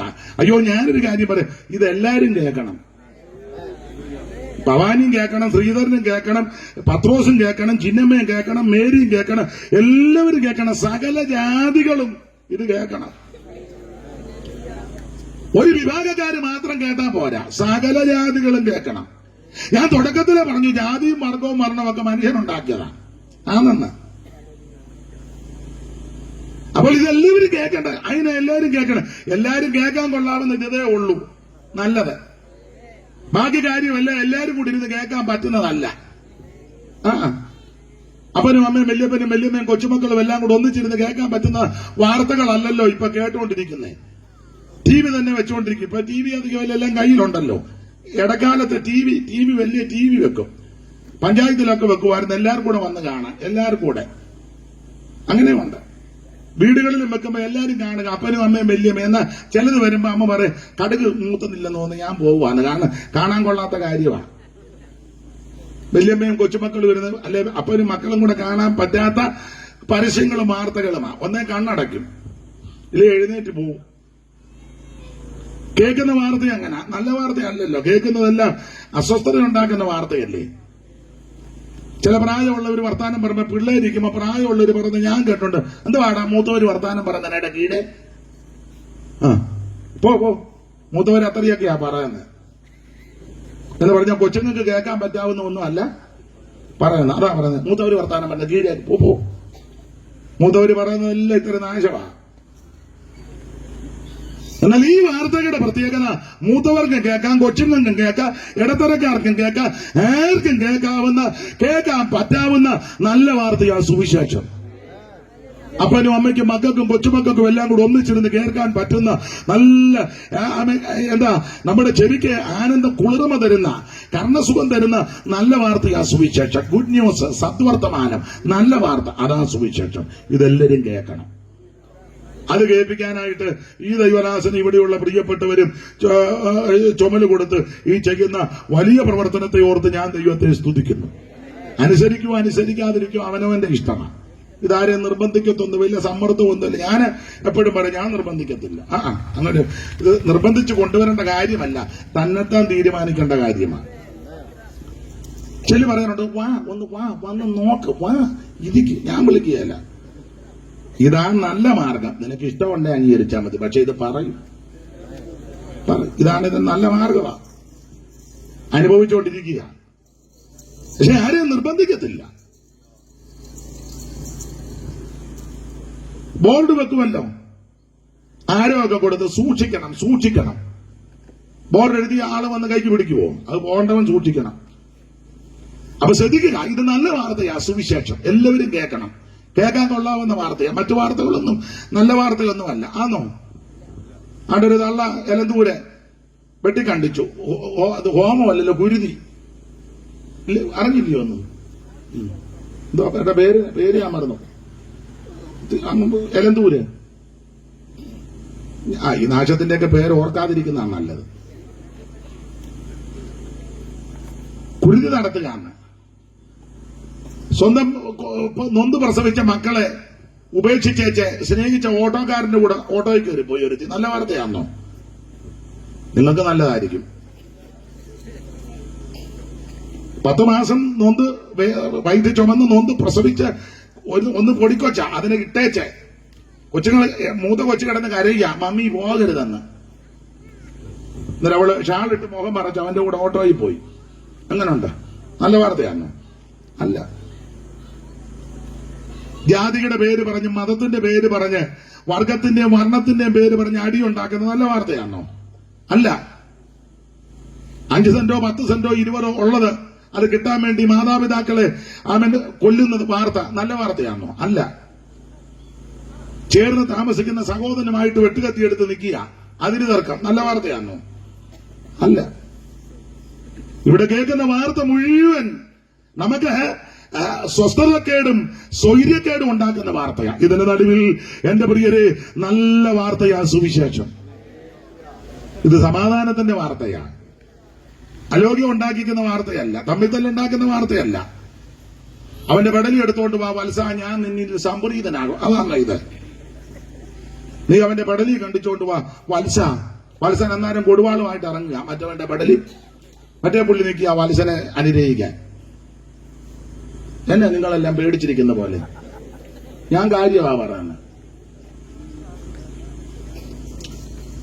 ഇത് മറ്റൊരു തന്നെ പെടലി എടുക്കുന്ന മാർഗമല്ല, അവനെ കൊല്ലണമെന്ന് പറയുന്ന മാർഗമല്ല, അവനെ നശിപ്പിക്കണമെന്ന് പറയുന്ന മാർഗമല്ല, മരിച്ചവരെ ഉയർപ്പിക്കുന്ന മാർഗമാണ്. സമാധാനമില്ലാത്തവന് സമാധാനം ഉണ്ടാക്കുന്ന മാർഗമാണ്. ആശ്വാസമില്ലാത്തവന് ആശ്വാസം കൊടുക്കുന്ന മാർഗമാണ്. അതാ സുവിശേഷം. അറിയാവുന്ന പാട്ടാ, എല്ലാവരും ചുമ്മാ ഇരിക്കല്ലോ, പാട എല്ലാവരും ചേർന്ന് പാടാം. ആശ്വാസം നൽകാത്തി പാനിലെ വാസത്ത ഉള്ള നീറും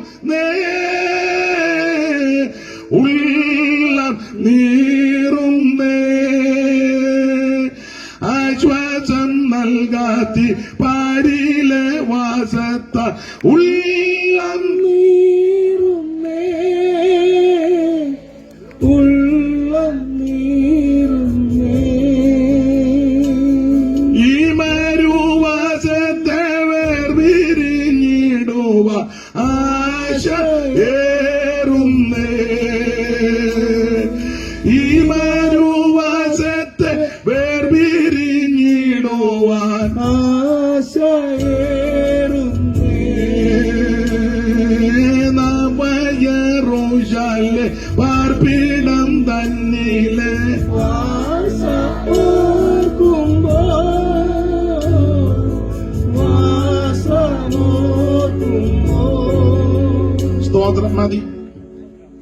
പാടി ഓർക്കാതിരിക്കുന്നതാ നല്ലത് വാസം. പിന്നെ ഈ രാത്രി ഇത്രയിലും ഒപ്പിച്ചല്ലോ, വലിയ കാര്യം. അപ്പൊ ശ്രദ്ധിക്കുക, സുവിശേഷം എന്തിനാന്ന് ചോദിച്ചാൽ സകല മനുഷ്യരും രക്ഷപ്പെടാനാ. അതിനാ സുവിശേഷം. ഏത് മനുഷ്യനെയും രക്ഷിക്കുന്ന മാർഗം, എല്ലാവർക്കും രക്ഷ തരുന്ന മാർഗം, അതാ സുവിശേഷം. അപ്പം എന്താ സുവിശേഷം? യേശു ക്രിസ്തു. എന്തിനാ സുവിശേഷം? സകല മനുഷ്യരും രക്ഷപ്പെടാൻ. ആരാ കേൾക്കേണ്ടത്? സകല ജാതികളും ഇത് കേൾക്കണം, എല്ലാവരും കേൾക്കണം. ദൈവത്തിന്റെ മഹത്വം. ഈ സുവിശേഷം കേട്ടാലുള്ള ഗുണം എന്നാ? ഗുണം ഒത്തിരിയുണ്ട്. ലൂക്കോസിന്റെ സുവിശേഷം 2-ാം അധ്യായത്തിന്റെ 8 മുതൽ 13 വരെയുള്ള തിരുവെടുത്ത് പഠിക്കുമ്പോൾ യേശു ക്രിസ്തുവിന്റെ തിരുപ്പിറവി. ക്രിസ്തുവേശു ഈ ഭൂമിയിൽ ഭൂജാതനായി കന്യകാ സൂനുവായി ഈ ഭൂമിയിൽ അവതരിച്ചപ്പോൾ നടന്ന ഒരു പ്രത്യേക സംഭവമാണ് ആ 8-ാം വാക്യം മുതൽ എടുത്തിരിക്കുന്നത്. എല്ലാം വിവരിക്കാൻ നേരമില്ല. ലൂക്കോസിന്റെ സുവിശേഷം 2:8 വായിരം. അന്ന് ആ പ്രദേശത്ത് ഇടയന്മാർ രാത്രിയിൽ ആട്ടിൻകൂട്ടത്തെ കാവൽ കാത്ത് വെളിയിൽ പാർത്തിരുന്നു. അപ്പോൾ കർത്താവിന്റെ ഒരു ദൂതൻ അവരുടെ അരികെ നിന്നു. കർത്താവിന്റെ തേജസ് അവരെ ചുറ്റിമിന്നി. ഈ വാക്യങ്ങൾ ചേർത്ത് പഠിച്ചാൽ യേശു ക്രിസ്തു അതാ സുവിശേഷം. ആ സുവിശേഷം ഭൂജാതനായി യേശു ജനിച്ചു. ആ സുവിശേഷം വന്നതുകൊണ്ട് എന്തോ സംഭവിച്ചു. ഒരു കാര്യം അവിടെ പറയാം, ഒറ്റ വാക്കി പറഞ്ഞ ഇരുട്ട് മാറി. കാരണം ഇത് രാത്രി നടക്കുന്ന സംഭവമാണ്. രാത്രിയില് ആ രാത്രിയിൽ തേജസ് ചുറ്റി മിന്നി, അപ്പൊ ഇരുട്ട് മാറി. എന്റെ പ്രിയരെ, സുവിശേഷം ഇരുട്ട് മാറ്റുന്ന മാർഗമാണ്. ജീവിതത്തിന്റെ ഇരുട്ട്, കുടുംബത്തിന്റെ ഇരുട്ട്, ദേശത്തിന്റെ ഇരുട്ട്, രാജ്യങ്ങളുടെ ഇരുട്ട്, രാഷ്ട്രങ്ങളുടെ ഇരുട്ട്, അന്ധകാരത്തെ തുടച്ചു മാറ്റുന്ന മാർഗമാണ് സുവിശേഷം. ഇത് പറയുമ്പോ ചില കാര്യം പറയാതിരിക്കാനൊക്കത്തില്ല. അന്ധകാരം, ഇരുട്ട്. നമ്മുടെ ഈ കൊച്ചു സംസ്ഥാനത്തിലുമൊക്കെ ഒരു കാലത്ത് ഇരുട്ടായിരുന്നു. ഇപ്പോഴും അത്ര പൂർണ്ണമായിട്ട് മാറിയെന്നൊന്നും ഞാൻ വിശ്വസിക്കുന്നില്ല. ഇനി പൂർണ്ണമായിട്ട് മാറുമോ എന്ന് സംശയിക്കേണ്ടിയിരിക്കുന്നു. സ്തോത്രം. ഇരുട്ട് മാറ്റും. ഒരു കാലത്ത് ഇവിടെ ഇരുട്ടായിരുന്നു. അതെന്നാ? അത് ഞാൻ 1-2 കാര്യം പറയാം. ഇരുട്ട് ഒരു 100-150 കൊല്ലം പുറകോട്ട് നോക്കിയ ഇരുട്ട് കുറച്ചൊക്കെ വ്യത്യാസം വന്നു. അതെന്താ ഇരുട്ട്? ഇവിടെ ജാതിക്കോമരങ്ങൾ കലിതുള്ളി നിന്നൊരു കാലം ഉണ്ടായിരുന്നു. സാധുക്കളായ ആൾക്കാർക്ക് വഴി നടക്കാനൊക്കത്തില്ല, മെയിൻ റോഡെ നടക്കാനൊക്കത്തില്ല. എന്തിനാ ഒത്തിരി ദൂരോട്ട് പോകുന്നത്? വൈക്കം വരെ ചെന്നാ മതിയല്ലോ. ഇപ്പോഴല്ലയോ അതിലേതിലെല്ലാം കയറി ആൾക്കാർ നടക്കുന്നത്. നേരത്തെ അതിലെ നടക്കായിരുന്നു അമ്മേ. ഓ, ഈ അമ്മ ഉറങ്ങുകയാണോ? ഒരു 100 കൊല്ലം മുമ്പേ വൈക്കത്തമ്പലത്തിന്റെ സൈഡിൽ കൂടെ എല്ലാവർക്കും നടക്കാൻ പറ്റുമോന്ന് ഉമ്മ വന്നിരിക്കുക നിങ്ങളല്ലേ. അത്തമ്മ തൊഴാന്നും പറഞ്ഞ് അവിടെ ചെന്ന് നിന്നാ നല്ല തൊഴി കിട്ടും. തൊഴി കിട്ടും. ഇപ്പോഴല്ല, 100 കൊല്ലം മുമ്പ് കയറാനൊക്കത്തില്ല, ഇത് വഴി നടക്കാനൊക്കത്തില്ല. മനസ്സിലായോ? എന്റെ അച്ചാച്ചന്റെ പെങ്ങളെ ഇവിടെ കെട്ടിച്ചിട്ടുണ്ട്. അതുകൊണ്ട് കുറച്ച് കാര്യം അറിയാം. പുള്ളിക്കാരിയും പറഞ്ഞു തന്നിട്ടുണ്ട്. അവിടെ ചാലപ്പറമ്പിലെ രമണി, ഭർത്താവിന്റെ പേര് നാരായണൻ, മരിച്ചുപോയി. ചിലപ്പോ ഞാൻ യോഗം കഴിഞ്ഞതിൽ നിന്ന് പോയിച്ചേ പോവുള്ളൂ. അപ്പൊ ഞാൻ പറഞ്ഞതിന്റെ സാരം, എല്ലാവർക്കും ഒന്നും ഈ വഴിയിൽ കൂടെ നടക്കാൻ ഒക്കത്തില്ല. റോഡ് പട്ടിക്കും പന്നിക്കും വഴിയിൽ കൂടെ നടക്കാൻ, മനുഷ്യന് നടക്കാൻ മേല. ഇരുട്ടാ, അന്ധകാരം. അങ്ങനത്തെ സാഹചര്യമായിരുന്നു കേരളത്തിലും.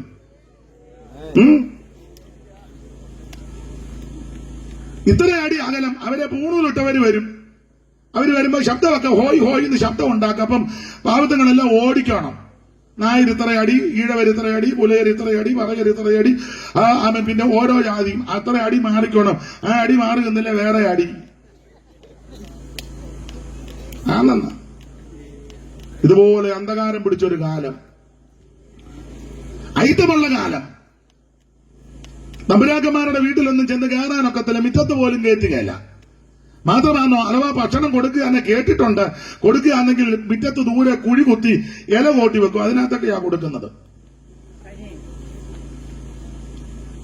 അവിടെ ചെന്ന് കയറാനൊക്കത്തില്ല.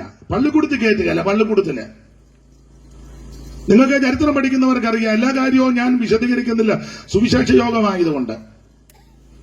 പണ്ട് ഒരു പെൺകുട്ടിയെ സ്കൂളിൽ കൊണ്ടുവന്നിരുത്തി. ഇവിടല്ല, തിരുവനന്തപുരത്ത്. ആ പെൺകുട്ടിയുടെ പേര് പഞ്ചമി എന്നാ. പഞ്ചമി, നിങ്ങൾ ചരിത്രം പഠിക്കുന്നവർക്കറിയാം. പള്ളിക്കൂടത്ത് ഇരുത്തിയപ്പോൾ അന്നത്തെ മേലാളന്മാര് തമ്പരാക്കന്മാര് പള്ളിക്കൂടത്തിന് തീ വെച്ചു. തീ വെച്ച വിദ്വാന്മാരാ. ഇതിന് സമാന സംഭവം ആ കുമ്പനാടിനപ്പുറം പുല്ലാടുണ്ടായത്, പൂവത്തൂരിനടുത്ത് പുല്ലാട്. അവിടെ തേവൻ എന്ന് പറയുന്ന ഒരു പയ്യനെ സ്കൂളിൽ കൊണ്ടിരുത്തി. തേവൻ അന്നും പള്ളിക്കൂടത്തിന് തീ വെച്ചു. പക്ഷേ പ്രഗത്ഭനായ ഒരാളുണ്ടായിരുന്നു, സരസകവി മൂലൂര് പത്മനാഭ പണിക്കര്. അദ്ദേഹം ഈ പയ്യനെ ചേർത്തണച്ചു, വേണ്ട ഒത്താശകൾ കൊടുത്ത് വിദ്യയാക്കി അഭ്യസിക്കുവാൻ സാവകാശം ഒരുക്കി. ആ പയ്യൻ പിന്നീട് പ്രസിദ്ധനായി. അദ്ദേഹത്തിന്റെ പേരാ കേശവശാസ്ത്രി. ശാസ്ത്രി പട്ടമൊക്കെ എടുത്തത്. ഇതൊക്കെ ചരിത്രമായ സത്യമായ കാര്യങ്ങളാണ്. അപ്പൊ അങ്ങനെ പള്ളിക്കൂടത്തിന് തീ വെച്ച കാലം. പള്ളിക്കൂടത്ത് കയറ്റുകയല്ല, വിദ്യ അഭ്യസിക്കുവാൻ അനുവദിക്കത്തില്ല, പള്ളിക്കൂടത്ത് ഇരുത്തുകയല്ല. ഞങ്ങൾക്കൊരു അമ്മയുണ്ട്, ഇപ്പോഴും ഉണ്ട്, യാത്രം കയറില്ല. അമ്മ എന്നോട് പറഞ്ഞ 1ാം ക്ലാസ്സിലെ പഠിച്ചോളെന്ന്. ഞാൻ ചോദിച്ചു പിന്നെന്നാ? ഞാൻ സാറിനെ അടിച്ചേച്ചിറങ്ങിയെന്ന് പറഞ്ഞു. ഞാൻ ചോദിച്ചു സാറിനെ തല്ലു? എന്നെ തല്ലാൻ കാര്യം അമ്മ എന്നോട് പറഞ്ഞതാ. അവിടെ നിന്നൊരു പൂ പറിച്ചു. കുഞ്ഞുങ്ങളല്ലേ, അന്നത്തെ കാലമാ. ഒരു പൂ പറിച്ചപ്പോ സാറിന് ഇഷ്ടപ്പെട്ടില്ല. സാറ് പൂണൂലിട്ട ആളാ, അത് ഇഷ്ടപ്പെട്ടില്ല. കൂടെ പഠിച്ച പിള്ളാരെ വിളിച്ചേച്ച് ഈ അമ്മയെ ബെഞ്ചേ കയറ്റി നിർത്തിയേച്ച് മറ്റവനോട് പറഞ്ഞു അടിക്കടാന്ന്. ഒരു പൂ പറിച്ചതന്നെ, പൂ പറിച്ചത് തെറ്റ്. അഥവാ ഒരു പൂ പറിച്ചാൽ ഇനി ശിക്ഷയ്ക്ക് ഒരടി കൊടുക്കാം. പക്ഷെ സാറ് വേറെ വെച്ചിരുത്തിലാ അടിച്ചത്. ഏതാ തെളിച്ച് പറയണോ? ഇത്രയും തെളിച്ചാ പോരെ, മതി. അത് ബോധമുള്ളവർക്ക് മനസ്സിലാകും. അപ്പൊ ഓരോ അടി അമ്മയ്ക്കിട്ട് അടിക്കുക. അപ്പൊ അടിക്കുമ്പോ മറ്റേ പയ്യനെ അടിക്കുന്നേ, അത് സാറിന്റെ അടുത്ത ആളാ. അടിക്കടാന്ന് പറഞ്ഞു. അവൻ അടിക്കുമ്പോ സാർ ഇപ്പറയുന്നു അടിക്കടാ, ഓരോ അടിക്കും. അപ്പൊ എന്നോട് അമ്മ പറഞ്ഞതാ, 14ാമത്തെ അടി വന്നപ്പോൾ കാലുമടക്കി അവന്റെ മോന്തയ്ക്ക് അടിച്ചേച്ച് ഇറങ്ങി വന്ന് സാറിനൊട്ട് ഇടിയും മോന്തയ്ക്ക് കൊടുത്ത് ഞാനിഞ്ഞ്. ഇപ്പോഴും ഉണ്ട് അമ്മ. ഈയിടെ ഞാൻ പോയി കണ്ടു.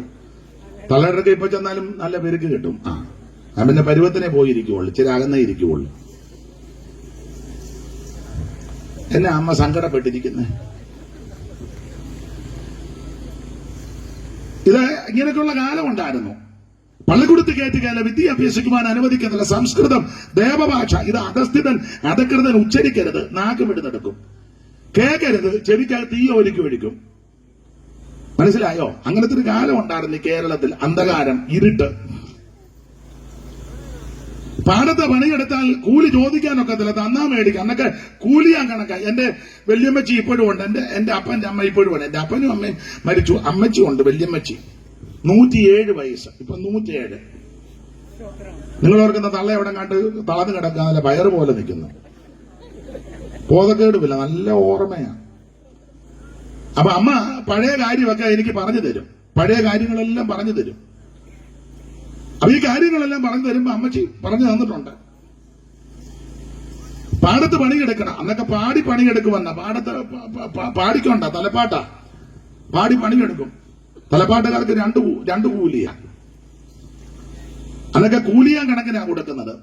പഴയ ആൾക്കാർക്ക് അറിയാം കൂലിയ. അച്ഛൻ അറിയത്തില്ല അച്ഛാ കൂലിയ. ചിലപ്പോ നെല്ലാ കൊടുക്കുന്നത്. നെല്ലാ കൊടുക്കുന്നത്. അത് സന്ധ്യക്കേ കിട്ടുവുള്ളൂ. സന്ധ്യ വരെ പാടി പണിയെടുക്കണ്ടേ. സന്ധ്യക്ക് ആ നെല്ല് വരമ്പത്ത് തരും. അത് മേടിച്ചോണ്ട് ഒന്നൊക്കെ ഈ ഇട്ടിരിക്കുന്ന ഉത്തരിയമോ അല്ലെങ്കിൽ തോർത്തിനകത്തായിരിക്കും. അല്ലെങ്കിൽ കൊട്ടയോ വട്ടിയോ വല്ലതും കാണും. തലവെട്ടി അല്ലെ പുട്ടല്. ഇതൊന്നും ഇപ്പോഴത്തെ പിള്ളേർക്കാർക്കും പുട്ടല് കിട്ടല്ലെന്നൊന്നും പറഞ്ഞ് പുട്ടലെന്നാന്ന് മനസ്സിലായോ? പിന്നെ മുട്ടലെന്നാന്നറിയാം. കാരണം ശ്വാസം മുട്ടല്, പുട്ടലറിയാൻ മേലേല്. അപ്പൊ അതാണ് കൂലിയാൻ നെല്ല് കൊടുക്കും. അത് വീട്ടിൽ കൊണ്ടുവന്ന് വീട്ടിൽ വരുമ്പോ സന്ധ്യ കഴിയും, ഇരുട്ടും. കുഞ്ഞുങ്ങളൊക്കെ നോക്കിയിരിക്കുക, അച്ഛയ്ക്ക് വകയില്ല. അത് കൊണ്ടുവന്ന പഴയ അമ്മ അത് വറുത്തു കുത്തും. ഒരലു ഒലക്ക ഉണ്ട്. ഒലക്ക പോലും ഈ കൊച്ചുങ്ങളെ കണ്ടിട്ടില്ല. പിന്നെ ആ കൂടെ കണ്ട തള്ള അപ്പനെ തല്ലാനായിട്ട് രാത്രി മറത്തു കുത്തി പേറ്റി പറക്കി കഞ്ഞി വെക്കും. കഞ്ഞി വെച്ച് കൂട്ടാനൊന്നും കാണുകയല്ല ചിലപ്പോ എല്ലാ വീട്ടിലും. ആ മുളക് അടുപ്പയിലിട്ട് ചുട്ട് അടച്ചോറ്റിപ്പലക വെച്ചൊന്ന് തവിയും പഴയ ചിരട്ടത്തവിയാ, കണ്ണൻ ചിരട്ട. അതുകൊണ്ടൊന്ന് ഉടച്ച് വെളിച്ചെണ്ണയൊന്നും കാണുകയല്ല. ആ ചൂടുകഞ്ഞ. അപ്പൊ കൊച്ചുങ്ങള് ഒന്ന് രണ്ടെണ്ണമൊക്കെ കിടന്ന് ഉറങ്ങും, ചിലപ്പോ തല്ലി വിളിച്ചെഴുതി. അങ്ങനത്തെ ഉള്ള കാലമുണ്ടെന്ന് ഇതൊക്കെ ചിന്തിക്കണ്ടേ? നിങ്ങളുടെ ഇരിപ്പ് കണ്ടിട്ട് കവടിയാർ കൊട്ടാരത്തിൽ നിന്ന് വന്ന തള്ളമാരെ പോലെ ആയിരിക്കുന്നത്. ഇരിപ്പ് അഹങ്കാരത്തിനൊന്നും കുറവില്ല. അപ്പൊ അന്നത്തെ കാലത്ത് ഇങ്ങനെയൊക്കെയാ. അങ്ങനെ ജോലി ചെയ്ത കൂലി ചോദിച്ച് ചെല്ലാനും ഒക്കത്തില്ല. പഴയ ഒരു പാട്ടുണ്ട്, വല്യമ്മച്ചി പാട് കേട്ടിട്ടുള്ളതാ, ചിലർക്കറിയാം. ജോലി ചെയ്തു വിയർപ്പൊഴുക്കി കൂലി ചോദിച്ചാലുടനെ പോകണമെന്നോതുവതും ശരിയോ തെറ്റോ. ജോലി ചെയ്തു വിയർപ്പൊഴുക്കി കൂലി ചോദിച്ചാലുടനെ പോകണമെന്നോതുവതും ശരിയോ തെറ്റോ. ഇത് ശരിയോ തെറ്റോ. അങ്ങനത്തെ ഒരു കാലം, ഇരുണ്ട കാലം, അന്ധകാലം. മാത്രമാണോ ആശുപത്രി കയറ്റുകയല്ല. സർക്കാർ ആശുപത്രിയിൽ എല്ലാവർക്കും ഒന്നും കയറി ചെല്ലാൻ ഒക്കത്തില്ല. ഇപ്പോഴല്ല, പണ്ട് അയിത്തം. അന്ന് ആശുപത്രിയിലെ ഡോക്ടർമാര് വരും, അപ്പോത്തിക്കിരി. നല്ല നല്ല ആൾക്കാരെ അടുത്തിരുത്തി പരിശോധിപ്പിക്കും. നല്ല നല്ല ആൾക്കാരെന്ന് ഞാൻ ഉദ്ദേശിച്ചത് കുടുംബക്കാരും വിദ്യാനിപുണന്മാരും കണ്ടാൽ കൊള്ളാമെന്ന് സമൂഹം വിലയിരുത്തുന്ന കുറെ ആൾക്കാരുണ്ട്. അവരെയൊക്കെ അടുത്തിരുത്തി കുടല് വെച്ച് പരിശോധിക്കും. വലിച്ചു വിട്ടാട്ടെ അങ്ങനെയൊക്കെ. അങ്ങനെയാണല്ലോ, തിരിഞ്ഞിരുന്നാട്ടെ, വാ പൊളിച്ചാട്ടെ, കണ്ടൊന്ന് കാണിച്ചാട്ടെ. അതൊക്കെ നല്ല ആൾക്കാര്. മറ്റുള്ളവരെ കൊള്ളുകയല്ലെന്ന് പറയുന്ന ആൾക്കാരൊന്നും അടുത്തോട്ട് വരുത്തുകയല്ല, ദൂരെ നിർത്തും. ദൂരെ ഇങ്ങനെ നോക്കും. അടുത്ത് തന്നെ അയിത്തമല്ലേ, തൊടാനൊക്കത്തില്ല. ദൂരെ നിന്ന് നോക്കി വെച്ച് പിന്നെ എല്ലാവർക്കും കൂടെ ഒരേ മരുന്നാ. പണ്ടൊക്കെ ഉണ്ടായിരുന്നു, നിങ്ങളുടെ കൊച്ചില് വലിയ അണ്ടാവിനകത്ത് കലക്കി വെച്ചത് വരുന്നവർക്കെല്ലാം കുപ്പി കണക്കിനാ. പഴയ തള്ളമാര് മണ്ണെണ്ണ കുപ്പിയായിട്ടാ പോകുന്നത്, വലിയ തുടക്കമുള്ള കുപ്പി നിറച്ചൊഴിച്ചു കൊടുത്തുകൊണ്ട് വലിയ സന്തോഷമാണ്. ഇങ്ങോട്ട് നിനക്ക് എത്ര കിട്ടിയെന്നാ, എനിക്കൊരു കുപ്പി. അവിടെ മുതൽ തള്ള അങ്ങ് കുടിക്കുക. ആണെന്ന് ഞാൻ തമാശ പറഞ്ഞതല്ല. ഗുളികയെല്ലാം മാരി കൊടുക്കുക. എത്ര ഗുളിക ഉണ്ടടി ചിന്നമ്മേ? എനിക്ക് 10-15 എണ്ണം. ഉള്ളതാട്ടെ. അപ്പൊ അത് ചുരുക്കി പറഞ്ഞാൽ ഇവർക്ക് വേണ്ടി കൊണ്ടുവരുന്ന മരുന്നും ഒക്കെ ഉണ്ട്. അത് മറു സൈഡിൽ കൂടെ വിൽക്കും. ഇവർക്ക് കൊടുക്കത്തില്ല, സാധുക്കൾക്ക്. അന്നേരം ഞങ്ങളുടെ ഒരു അച്ചായനൊരു പാട്ട് എഴുതി, ഇങ്ങനത്തുള്ള അച്ചായന. പുള്ളി ഇതെല്ലാം കൂടെ കണ്ട് സങ്കടവും അരിശവും മൈരാഗ്യവും എല്ലാം കൂടെ ചേർത്ത് പുള്ളി ഒരു പാട്ടെഴുതി. നല്ല നല്ല മരുന്നുകൾ മെല്ലമേ കരത്തിലാക്കി ചില്ലയിലെ കാഴ്ചവർക്കെടുത്തിടുന്നു. അന്ന് വായിച്ചതാ. അതല്ല, നല്ല നല്ല മരുന്നുകൾ മെല്ലമേ കരത്തിലാക്കി ചില്ലയിലെ കാഴ്ചവർക്ക് എടുത്തിടുന്നു. ഒട്ടുകുപ്പായക്കാരെ കണ്ടാൽ ഒപ്പം പിടിച്ചിരുത്തി കുപ്പിയിലെ മരുന്നുകൾ കൊടുത്തിടുന്നു. ഒട്ടുകുപ്പായക്കാരെ കണ്ടാൽ ഒപ്പം പിടിച്ചിരുത്തി കുപ്പിയിലെ മരുന്നുകൾ കൊടുത്തിടുന്നു. സർക്കാർ ആശുപത്രികളിൽ വിധമായാൽ സാധുജനങ്ങൾക്കെന്തു ഗതി വരും, ആകുലം തീർപ്പാൻ എന്തു വഴി. അപ്പൊ ഈ നല്ല നല്ല ആൾക്കാരെ കണ്ടാൽ അടുത്തിരുത്തി പരിശോധിക്കും, മരുന്നൊക്കെ കൊടുക്കും. പാവത്തങ്ങൾ എന്ന പരിശോധനയില്ല. വേറൊരു വരിയുണ്ടത് പാടി ആലോക്യം ഉണ്ടാകും. അതുകൊണ്ട് ഞാൻ പാടുന്നില്ല, അങ്ങ് അടങ്ങുക. പറഞ്ഞു തല്ലുകൊള്ളുകാരനെ എല്ലാവരുടെ വീതിച്ച് മേടിച്ചോണം, ഞാൻ തന്നെ കൊള്ളുകയല്ല. പാടണ്ടെന്നോ? പുള്ളിക്ക് പേടിയാ.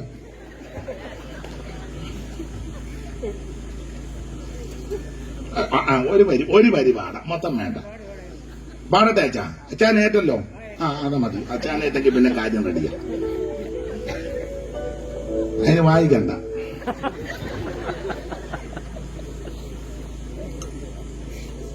നല്ല നല്ല മരുന്നുകൾ മെല്ലമേ കരത്തിലാക്കി ചില്ലയിലെ കാഴ്ചവർകൾ എടുത്തിടുന്നു. ഒട്ടുകുപ്പായക്കാരെ കണ്ടാൽ ഒപ്പം പിടിച്ചിരുത്തി കുപ്പിയിലെ മരുന്നുകൾ കൊടുത്തിടുന്നു.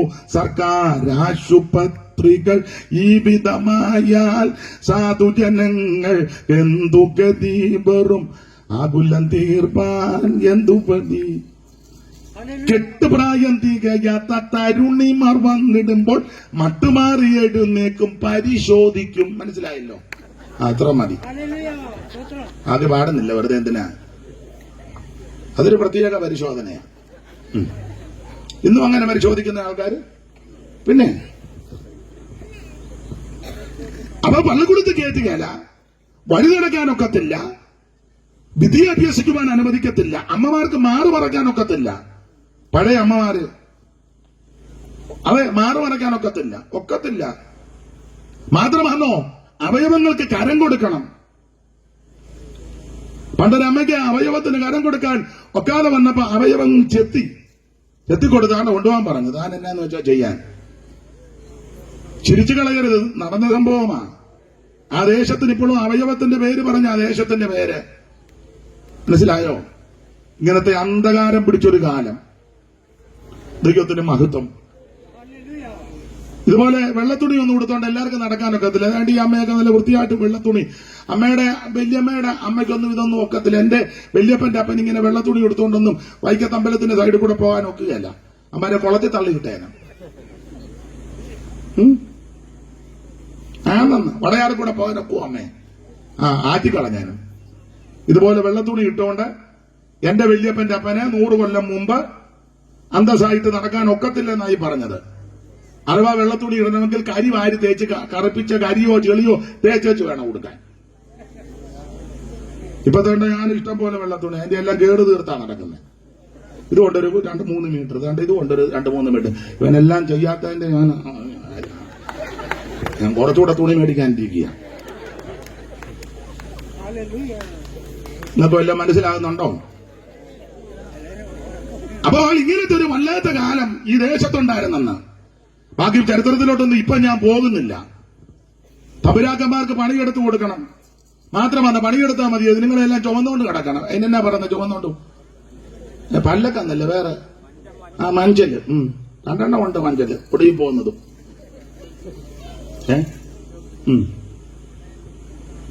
സ്തോത്രം. വല്ലാത്ത കാലമാണ്.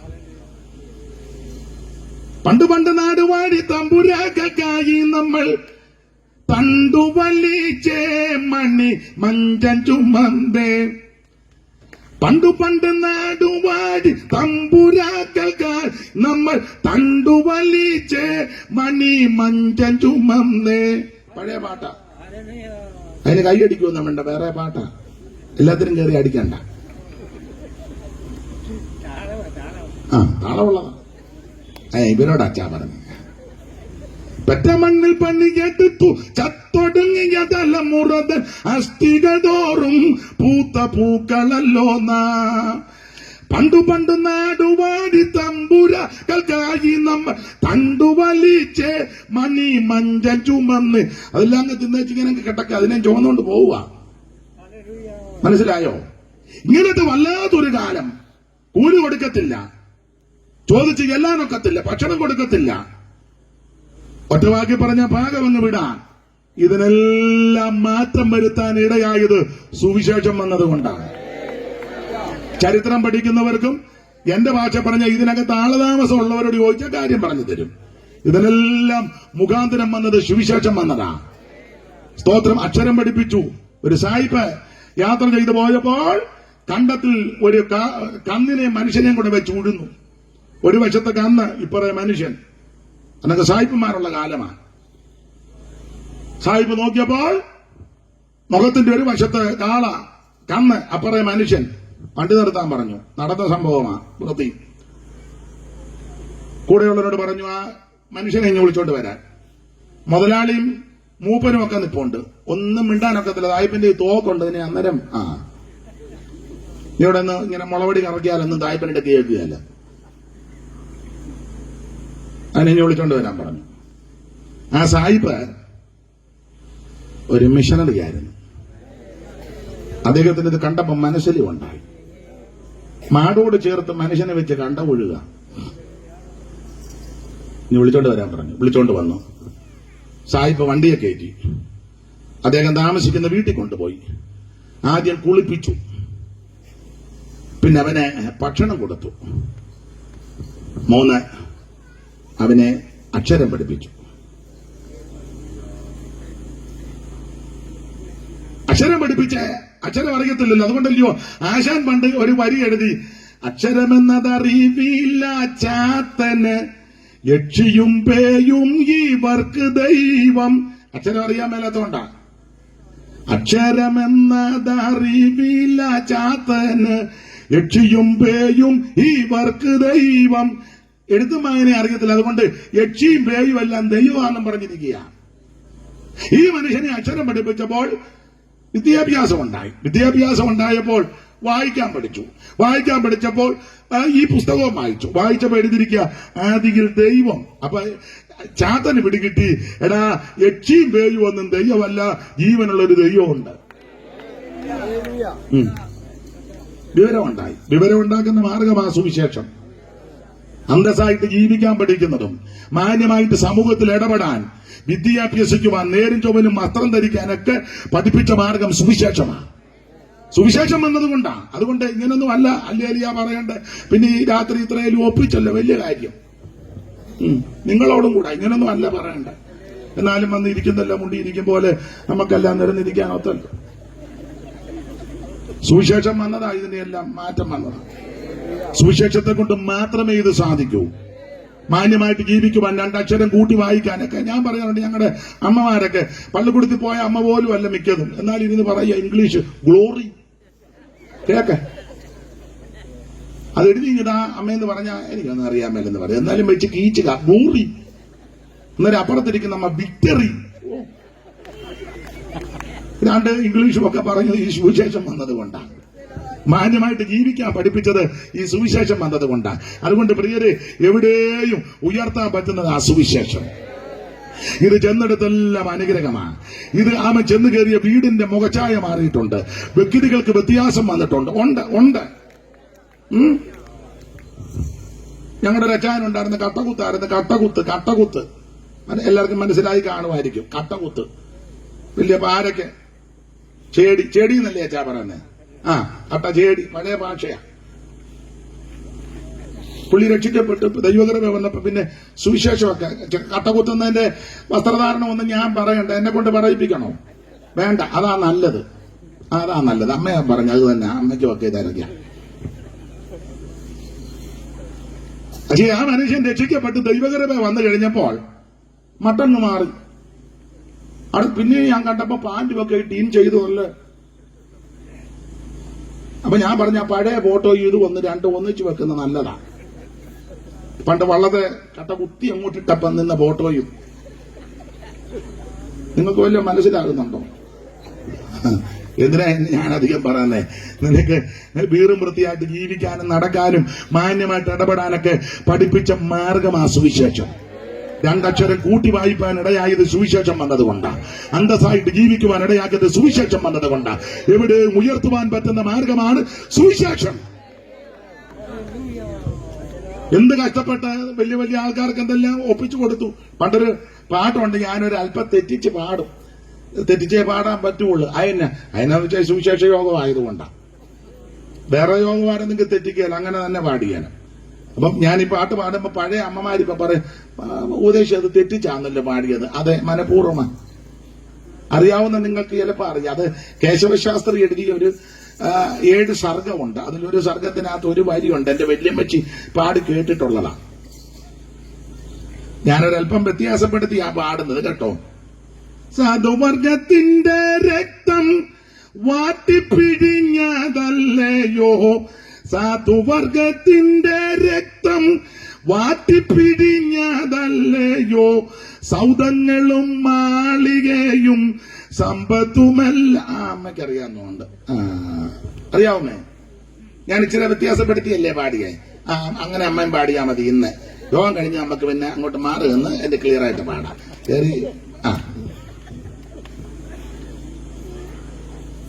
അതിലൊരു വരിയുണ്ട്, എന്താണ് BA-കാര ഇംഗ്ലീഷ് വിദ്യാഭ്യാസം കൊണ്ടോ ജാതി മഹത്വം തൃണം പോൽ കരുതുന്നു നീ, അമ്പലങ്ങാട്ടങ്കനയെ നിനക്കു പത്നിയായി വേണോ, തൂപാകിളച്ചു നടക്കും തെണ്ടി പരീക്ഷ. പുള്ളി ആക്ഷേപിച്ചപ്പം പുള്ളി പറഞ്ഞ വരികളാ മറുപടി. നാളികേര നെല്ലും മറ്റും നാനാവിധ ധാന്യങ്ങളും മാളികയിൽ തരുന്നവർ സാധുക്കളല്ലോ. ഇച്ചിരി വ്യത്യാസപ്പെടുത്തിയാ പാടുന്നത്. അപ്പൊ സാധുക്കളെ ഉഴിഞ്ഞും പിഴിഞ്ഞും പീഡിപ്പിച്ചും ഉപദ്രവിച്ചുമൊക്കെ സൗധങ്ങളും മാളികകളും ഒക്കെ പടുത്തുയർത്തി. പക്ഷേ അവരെ അടുപ്പിക്കത്തില്ല, അവർക്ക് വിദ്യ അഭ്യസിക്കുവാൻ അനുവദിക്കത്തില്ല, പള്ളി കൊടുത്ത് കയറ്റുകയില്ല, നല്ല വസ്ത്രം ധരിക്കാൻ അനുവദിക്കത്തില്ല, നല്ല ഭക്ഷണം കൊടുക്കത്തില്ല. പക്ഷെ ഇതിനെല്ലാം മാറ്റം വരുത്തിയത് സുവിശേഷം വന്നതുകൊണ്ടാണ്. അതുകൊണ്ട് എന്റെ പ്രിയരെ, എവിടെയും ഉയർത്തുവാനും എവിടെയും പറയുവാനും എവിടെയും ഘോഷിപ്പാൻ ഇടയാക്കുന്ന ഒന്നേ ഉള്ള സുവിശേഷം. ആ സുവിശേഷത്തിന്റെ സാക്ഷ്യം വഹിപ്പാൻ ഇന്ന് രാത്രി ഇവിടെ കൂടപ്പെട്ട ദൈവമക്കളെ ഓർത്ത് ഞാൻ ദൈവത്തെ സ്തുതിക്കുന്നു. എന്താ സുവിശേഷം? യേശു ക്രിസ്തു. എന്തിനാ സുവിശേഷം? സകല മനുഷ്യരും രക്ഷപ്പെടാൻ. ആരാ സുവിശേഷം കേൾക്കണ്ട? സകല ജാതികളും ഇത് കേൾക്കണം. ഇത് കേട്ടാലുള്ള ഗുണമെന്നാ? ഒന്ന്, ഇരുട്ട് മാറും. നിന്റെ ജീവിതത്തിന്റെ ഇരുട്ട് മാറും. എത്രയോ പേര് മദ്യത്തിനും മയക്കമരുന്നിനും അടിമകളായി. നാട്ടുകാർക്കും വീട്ടുകാർക്കും ദേശക്കാർക്കും സ്വൈര്യം കെടുത്തി. അയ്യോ, എത്ര പേര് പരാകുന്ന. ചിലരെ ഈയിടെ ഒരുത്തനെ പരാകുന്ന കണ്ടു. സ്വന്തം ഭാര്യ പിഞ്ഞു പോവുകയുള്ളത്. സ്വന്തം ഭാര്യ അവളെ തല്ലിയച്ച് കുടിച്ച് 4 കാലം വന്നിച്ച് അവളെ ഇടിച്ചേച്ച് പോവാ. പിന്നെ അവൾ എന്നെ എടുക്കാന് തള്ളക്കിട്ട് പോലിടി. പെറ്റ തള്ളക്കിട്ട് വെളിവില്ലല്ലോ. അന്നേരം തള്ള പാറ കാലാ നിന്നെ വെള്ളിടി വെട്ടി നീ പോവുകയുള്ളെന്ന്. വെള്ളിടി എന്തോ ഇടി അമ്മേ അത്? വെള്ളിടി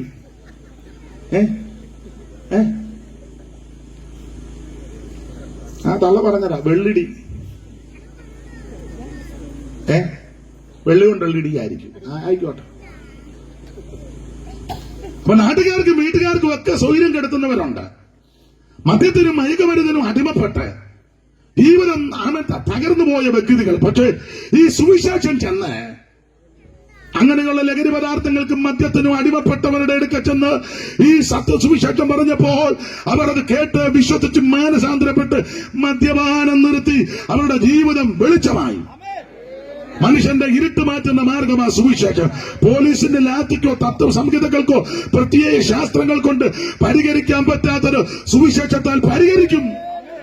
അനുഭവിക്കുന്നവർ ഇന്ന് രാത്രി ഇവിടെ ഇരിപ്പുണ്ട്. അനുഭവിച്ചവരെ ഓർത്ത് ദൈവത്തെ സ്തുതിക്കുക.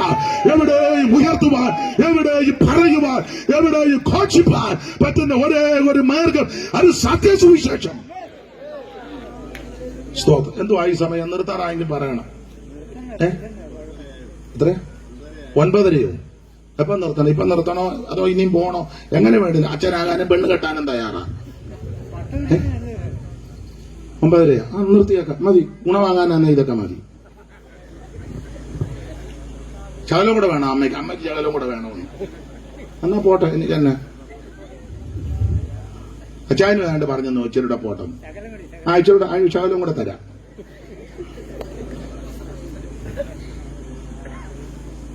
എന്റെ പ്രിയരെ, ഇന്ന് രാത്രി ഓർപ്പിക്കട്ടെ, ഈ സുവിശേഷം ജീവിതത്തിന്റെ ഇരുട്ട് മാറ്റും. മദ്യപിച്ച് ലക്കി കെട്ട് നടക്കുക ആർക്കും ഒരു പ്രശ്നവുമില്ല. ആർക്കും പ്രശ്നമില്ല. ആർക്കും പ്രശ്നമില്ല. ചുണയുണ്ടോടാ നിൽക്കാൻ മേല നേരെ.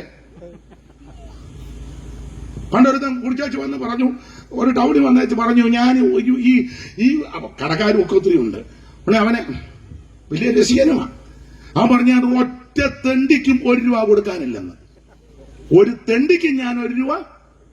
അപ്പൊ കടയിൽ നിന്ന് ജോർജ് കുട്ടി വന്ന് ചോദിച്ചു, എടാ നീ എനിക്ക് പൈസ തരാനില്ലയോ? യോ, ജോർജ് കുട്ടി തെണ്ടിയാണോ? യോ, കുരിശുമൂട്ടില്ല ജോർജ് കുട്ടി തെണ്ടിയാണോ? അങ്ങനെ പറയരുത്. ഞാനൊരു തെണ്ടിക്കും കൊടുക്കാനില്ലെന്നാ. അന്നാട്ടോ ഞാൻ പോവാന്ന്.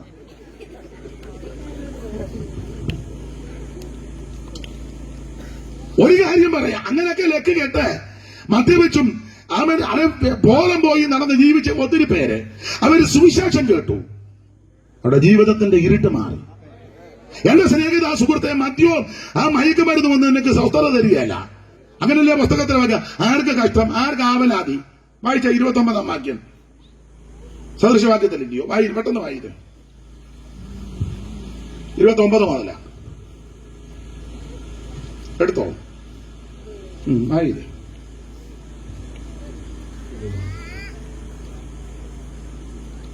29-ാം വാക്യം മുതൽ 23-ന്റെ 29 വായിച്ചോ. ആർക്ക് കഷ്ടം, ആർക്ക് കഷ്ടം, ആർക്ക് സങ്കടം, ആർക്ക് കലഹം, ആർക്ക് ആവലാതി, ആർക്ക് അനാവശ്യമായ മുറിവുകൾ, ആ ആർക്ക് കൺചുവപ്പ്, ആ വീഞ്ഞു കുടിച്ചുകൊണ്ട് മദ്യപിക്കുന്നവന്റെ കാര്യമാ. മദ്യപിക്കുന്ന വീട്ടിലും മദ്യപിക്കുന്ന വ്യക്തിക്കായി ഇതെല്ലാം സംഭവിക്കുന്നത്. എന്തൊക്കെയാ? ഒന്നുകൂടെ വായിച്ചു. 29. ആർക്ക് കഷ്ടം, കഷ്ടം, ആർക്ക് സങ്കടം, സങ്കടം, ആർക്ക് കലഹം, കലഹം, ആർക്ക് ആവലാതി, ആവലാതി, അനാവശ്യമായ മുറിവ്, അനാവശ്യമായ മുറിവ്, ആർക്ക് കൺചുവപ്പ്, കൺചുമപ്പ്. വീഞ്ഞു കുടിച്ചുകൊണ്ട് മദ്യപിക്കുന്നവന്റെ കുഴപ്പടികളായി പറയുന്നത്. ആ വായിച്ചോ. വീഞ്ഞു കുടിച്ചുകൊണ്ട് നേരം വൈകിക്കുന്നവർക്കും പിന്നെ മദ്യം രുചിച്ചു നോക്കുവാൻ പോകുന്നവർക്കും മദ്യം രുചിച്ചു നോക്കാൻ പോകുന്നവർക്കും പിന്നെ വീഞ്ഞു ചുവന്ന് പാത്രത്തിൽ തിളങ്ങുന്നതും ആ. രസമായി ഇറക്കുന്നതും നീ നോക്കരുത്. നോക്കി നിൽക്കരുത്. കുടിക്കുകയെല്ലാം പോയി നീ വെള്ളം ഇറക്കി നിൽക്കുക. നോക്കി നിൽക്കരുതെന്ന്. അടുത്തത്. ഒടുക്കമത് സർപ്പം പോലെ ആ ഒടുക്കം അത് സർപ്പം പോലെ നിന്നെ കടിക്കും, കടിക്കും. പിന്നെ അണലി പോലെ കൊത്തും, അണലി പോലെ നിന്നെ കൊത്തും. പിന്നെ നിന്റെ കണ്ണ് പരസ്ത്രീകളെ നോക്കും. ആ പിന്നെ അങ്ങനുണ്ട്. നിന്റെ ഭാര്യ കണ്ട മനസ്സിലാകുകയല്ല, അപ്പുറത്തെ മേരിക്കുട്ടിനെയാ. മനസ്സിലായോ? പരസ്ത്രീകളെ നോക്കും. പിന്നെ നിന്റെ ഹൃദയം വക്രത പറയും. വക്രത പറയും. വക്രത പറയും. ഇത് കിട്ടാൻ വേണ്ടിയേ. സാറേ, നേരം വെളുത്തിട്ട് ഒരു ഗ്ലാസ് ചായ പോലും കുടിച്ചിട്ടില്ല, എന്തേലും തരണേ. വക്രതയാ. ഉടനെ നമ്മൾ പറയുന്ന ചായ കുടിച്ചോ? ചായ കുടിക്കാനാണോ പോകുന്നത്? കുടിക്കും, ചായ അല്ല. ഞാന് ചങ്ങനാശ്ശേരി ടൗണിൽ നിൽക്കുമ്പോൾ ഒരാൾ എന്നോട് വന്ന്, സാറേ 2 ദിവസമായി ഭക്ഷണം കഴിച്ചിട്ട് എന്തേലും, അയ്യോ ഇത് കേട്ടപ്പോ സങ്കടം, 100 രൂപ കൊടുത്ത് അന്ന് കൊടുത്തേക്ക്. ഞാൻ എനിക്ക് കടയിൽ നിന്ന് 1-2 സാധനം വേണം മേടിച്ച് വെച്ച് ഇറങ്ങിയപ്പം ബാറിൽ നിന്ന് ഇറങ്ങി വരുന്നു. എങ്ങനുണ്ട് വക്രത? ഇപ്പൊ അങ്ങനെ ആരെങ്കിലും വന്ന് പറയാ, സാറേ കഴിച്ചേച്ച് 2 ദിവസമായി, ബാ ഹോട്ടലിലോട്ട് കയറിക്കോ, ആവശ്യമുള്ളത് മേടിച്ച് കഴിച്ചു. അന്നേരം അവൻ പറയാ വിശക്കുന്നില്ലെന്ന്. ആ വക്രത പറയും. വക്രത. ഇവിടെ ഞാൻ വാതിൽ കയറുന്നപ്പോ ഒരാൾ വന്നു, സാറേ, ഈ ചിലർ സാറേ എന്ന് കേൾക്കുമ്പോ അങ്ങേ ഇളകും. കാരണം വിളിച്ചതെല്ലാം വേറെ വിളിയാ നമ്മളെ വിളിച്ചത്. അന്നേരം ഒരുത്തൻ രാവിലെ വന്ന് പിന്നെ അത് വലിയ കാര്യമില്ലേ. നേരത്തെ വിളിച്ചപ്പോഴെല്ലാം മുന്നിൽ വേറെ ഡാഷ് ഉണ്ടായിരുന്നു. ഇപ്പൊ നേരിട്ട് വന്ന് ഒരു ഡാഷും ഇല്ലാതെ സാർ ഇളകി. അപ്പൊ ഇവൻ രാവിലെ വന്ന്, എന്റെ ഭാര്യയ്ക്ക് ക്യാൻസറാണ്. യോ എന്ന് എത്ര നാളായി? കുറച്ച് നാളായി. ഇന്ന് മെഡിക്കൽ കോളേജിൽ കൊണ്ടുപോകണം. ഞാൻ അന്നേരം എന്റെ പരമാർത്ഥതയ്ക്ക് ഇച്ചിരി പൈസ കൊടുത്തു. ആശുപത്രി പോകേണ്ടതല്ലേ, 3000 രൂപ കൊടുത്തു. ക്യാൻസർ ആണല്ലോ എന്റെ കയ്യിൽ. അന്നേരം അതുള്ളത് കൊണ്ട് കൊടുത്തു. തലേ ദിവസം കൺവെൻഷന് പോയി ദൈവമക്കൾ തന്നതിന്റെ ഒരു വിഹിതമാണ് കൊടുത്തു. ഒരു സ്ത്രീക്ക് ക്യാൻസർ, ഭർത്താവാ വന്നേക്കുന്നത്, രാവിലെ വന്നേക്കുക, കൊടുത്തു. ഇവൻ അങ്ങോട്ട് ഇറങ്ങിയപ്പം വേറൊരാൾ വന്നു. അപ്പൊ പുള്ളി എന്നോട് ചോദിച്ചു, അവനെ അറിയാമോ? ഞാൻ പറഞ്ഞില്ല. ഭാര്യയ്ക്ക് ക്യാൻസറാ, മെഡിക്കൽ. അയ്യോ അവൻ കള്ളനാ, അവന്റെ ഭാര്യയ്ക്ക് ഒരു കുഴപ്പവുമില്ല, 2 പിള്ളേർക്ക് ജോലിയുള്ളത്, ഇവനിങ്ങനെ വീട് മുഴുവൻ തേണ്ടി നടന്നു കുടിക്കാനാണ്. ഞാൻ പറഞ്ഞു കുഴപ്പമില്ല, ഇനിയും വരട്ടെ. ഒരാഴ്ച കഴിഞ്ഞപ്പം വീണ്ടും വന്നു, സാറേ. ഞാൻ ചോദിച്ചു എങ്ങനുണ്ട്? സീരിയസാ. ഞാൻ പറഞ്ഞൊരു കാര്യം ചെയ്യാം, വണ്ടിയിലോട്ട് കയറി, ഞാനിവിടെ വന്നൊന്ന് പ്രാർത്ഥിക്കാം. ഞാനിവിടെ അങ്ങോട്ട് വന്ന് വീട്ടിലോട്ട് വരാൻ. ഇവിടെ പറഞ്ഞു ഇപ്പൊ അവൾ അവിടെ ഇല്ലെന്ന്. ഞാൻ ചോദിച്ചു സീരിയസ് ആയി? അല്ല ഇപ്പൊ ഇല്ല. ഞാൻ ചോദിച്ചു എങ്ങോട്ട് പോയി? അവളെയും കൊണ്ട് വേറെ സ്ഥലത്തോട്ട് പോയി. ഞാൻ ചോദിച്ചു എവിടോട്ട്? അമ്മക്ക് അവിടോട്ട് പോവാം, വണ്ടിയിലോട്ട് കയറിക്കും. അത് ഞാനും വിട്ടില്ല. എങ്ങനുണ്ട്? വക്രത പറയും. വക്രത പറയും. അടുത്തത്, നീ നടുക്കടലിൽ ശയിക്കുന്നവനെ പോലെയും പാമരത്തിന്റെ മുകളിൽ ഉറങ്ങുന്നവനെ പോലെയും അങ്ങനെ ആയിരിക്കും. അടുത്തത്, അവർ എന്നെ അടിച്ചു, എനിക്ക് നൊന്തില്ല. ഒന്നും നൊന്തില്ല. ചുമ്മാ കിടന്ന് തല്ലി മേടിക്കുക. അടിച്ചു, നൊന്തില്ല. അടുത്തത്, അവർ എന്നെ തല്ലി. ഭാര്യ തുടുപ്പിനെ അടിച്ചത്, കപ്പ കിടക്കുന്ന തുടുപ്പിന് അവൻ ഇറങ്ങുന്നുമില്ല. പിന്നെ അവർ എന്നെ തല്ലി, ഞാൻ അറിഞ്ഞതുമില്ല. അത് പറഞ്ഞില്ല. ഞാൻ എപ്പോൾ ഉണരും? ഞാൻ ഇനിയും അത് തന്നെ തേടും. രാവിലെ പിന്നെ അത് തന്നെ തേടുവന്ന് പട്ടി പുതപ്പ് മേടിക്കും പോലെ. തണുപ്പടിക്കുമ്പോൾ എല്ലാം കൂടെ ചുണ്ടി നാളെ എന്തായാലും പുതപ്പ് മേടിക്കും. നേരം വെളുത്തപ്പോൾ സൂര്യൻ വെച്ച് കുടഞ്ഞ് വെച്ച് പുള്ളി പുതപ്പിന്റെ കാര്യം മറന്നു. ഇത് തന്നെ ചെല്ലട്ടെ. ഇന്ന് രാത്രി നിന്റെ ജീവിതം യേശുവിനായി സമർപ്പിക്കണം.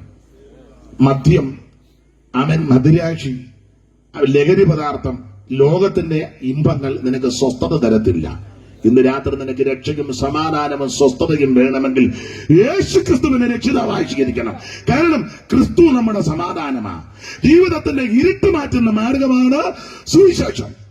എത്രയെത്ര വ്യക്തികളുടെ, എത്രയെത്ര കുടുംബങ്ങളുടെ, എത്രയെത്ര ദേശത്തിന്റെ, ഏതെല്ലാം രാജ്യങ്ങളുടെ ഇരുട്ട് മാറ്റുന്ന മാർഗമാണ് സുവിശേഷം. ആ സുവിശേഷമായി ഇന്ന് രാത്രി ഇവിടെ ഉയരുന്നത്. ആ സുവിശേഷത്തിന്റെ സാക്ഷ്യം വഹിപ്പാൻ, ചുമൽ കൊടുക്കുവാൻ ആരെങ്കിലും ഉണ്ടെങ്കിൽ അവർക്കും അവരുടെ കുടുംബത്തിനും അനുഗ്രഹമാണ്. അനുഭവിക്കുന്ന ദൈവമക്കളെ ഓർത്ത് ദൈവത്തെ സ്തുതിക്കുക. സുവിശേഷം യേശു ക്രിസ്തു. സമയം പോയതുകൊണ്ട് ഞാൻ ഇന്നങ്ങ് നിർത്തുക. എങ്കിലും ഇത്രയും നേരം നിങ്ങൾ എന്നെ കേട്ടിരുന്നല്ലോ. മറ്റൊരുത്തനും രക്ഷയില്ല, യേശു ക്രിസ്തു മാത്രം രക്ഷകൻ. യേശു ക്രിസ്തു ഒരു വിഭാഗത്തിന്റെ, മതത്തിന്റെ ആളല്ല, അവിടുന്ന് മുഴു ലോകത്തിന്റെയും ദൈവമാണ്. ഏത് വ്യക്തിക്കും യേശുവിന്റെ രക്ഷിതാവായി സ്വീകരിക്കാം. അവൻ കർത്താവിന് ഹൃദയം കൊടുക്കാം. 5 പൈസ കൊടുക്കണ്ട, അര കാശ് കൊടുക്കണ്ട, അര മൈൽ നടക്കണ്ട, ഭൗതിക വസ്തുക്കൾ ഒന്നും കൊടുക്കണ്ട. ഹൃദയം കർത്താവിന് കൊടുക്ക്. ഒറ്റവാക്ക് പ്രാർത്ഥിക്ക്. യേശുവേ എന്നെ രക്ഷിക്കണം, യേശുവേ എന്റെ ഉള്ളത്തിലേക്ക് വരണം, യേശുവേ എന്നെ ഉപേക്ഷിക്കരുത്. ആര് പ്രാർത്ഥിക്കും അവരെ ഇന്ന് രാത്രി യേശു രക്ഷിക്കും. ഒരു കാര്യോട് പറഞ്ഞങ്ങ് നിർത്താം. ഏത് സമയത്തും മരണം നമ്മെ പിടികൂടാം. മരണത്തിന്റെ തണുത്തകരം വന്ന് തപ്പുന്നതിന് മുമ്പ് യേശുവിനെ രക്ഷിതാവായി സ്വീകരിക്കണം. എല്ലാ മനുഷ്യരും മരിക്കും. ഇവിടെ ഇരിക്കുന്ന എല്ലാവരും മരിക്കും. സ്റ്റേജിൽ ഇരിക്കുന്നവരും മരിക്കും. നമ്മുടെ ഇരിപ്പും പാവോ നോട്ടമൊക്കെ കണ്ടാ മരിക്കുകയാലെന്ന് പറഞ്ഞാൽ പോകും. സംസാരമൊക്കെ കേട്ടെ മരിക്കുകയാലെന്നുള്ളതാ. എല്ലാം മരിക്കും. ഞാനിവിടെ വന്നപ്പോ നോക്കി, പലതിനെയും നോക്കി, പലതും പരിവക്കേടാ. ഇരിപ്പ് കാണുമ്പോ അറിയാം പരിവക്കേടായി. മരിക്കും. പക്ഷെ ഒരു കാര്യം പറയാ, മരിക്കുന്നതിന് മുമ്പ് യേശുവിനെ രക്ഷിതാവായി സ്വീകരിക്കണം. മരണം ഒരു ദിവസം വന്ന് പിടികൂടും. മരണത്തിന്റെ തണുത്തകരം വന്ന് തപ്പും. നാമം ചൊല്ലിയപ്പോ പണ്ട് ചൊല്ലിയിട്ടുണ്ട്, കുന്നുകൾ പോലെ ധനമുണ്ടാകിലും ഇന്ദ്രന് സമമായി വാണിയിടുകിലും ഒന്നുരിയാടുവതിനെ കിട്ട വന്നാൽ യമപടർനാരായണ ജയാണ്ണ. കരളിൽ വിവേകം കൂടാതെ കണ്ട് അനുനിമിഷം വത് കളയരുതാരും മരണം വരുമിനി എന്ന് നനച്ചിക മരുവുക സതതം. മരിക്കും. മൂത്താമ്പാക്കൽ ഉപദേശി പണ്ട് പാടി, വണ്ണം പെരുത്താലും മണ്ണിനെറിയത് കണ്ണിന്റെ ഭംഗിയും മായമായ കൊട്ടാരമായാലും വിട്ടേ മതിയാകൂ, കോട്ടയ്ക്കകത്തേക്ക് മൃത്യു ചെല്ലും.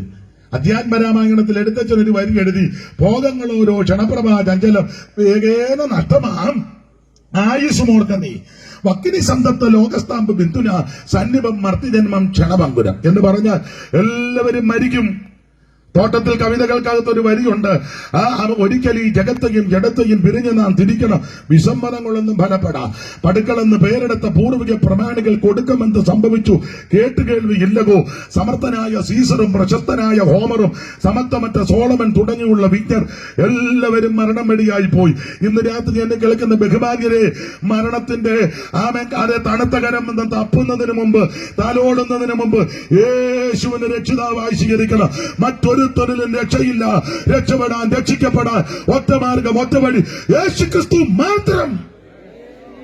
ആ ക്രിസ്തുവിനെ രക്ഷിതാവായി സ്വീകരിച്ച് ഈ സുവിശേഷം തന്നെ സാക്ഷ്യം വഹിപ്പാൻ എന്നെ കേൾക്കുന്ന ഏവർക്കും ദൈവം കൃപ നൽകട്ടെ എന്ന് ഓർപ്പിച്ചും ആശീർവദിച്ചും എന്നെ ഈ ശുശ്രൂഷയ്ക്ക് ക്ഷണിച്ച കർത്തദാസനും സമയമനുസരിച്ച് ചുമതലപ്പെട്ടവർക്കും ഇതുവരെ ഇവിടെയും സമീപ സ്ഥലത്തും ഒക്കെ ഇരുന്ന് എന്നെ കേട്ട ബഹുമാന്യരായ എല്ലാ ശ്രോതാക്കളോടും എല്ലാ ഭവനത്തോടും എല്ലാ പ്രിയപ്പെട്ടവരോടും നന്ദി ചൊല്ലി എന്റെ വാക്കിൽ നിന്ന് വിരമിക്കുന്നു. ദൈവം നിങ്ങളെല്ലാവരെയും അനുഗ്രഹിക്കുമാറാകട്ടെ. കരമുയർത്തി ദൈവത്തെ മഹത്വപ്പെടുത്താം.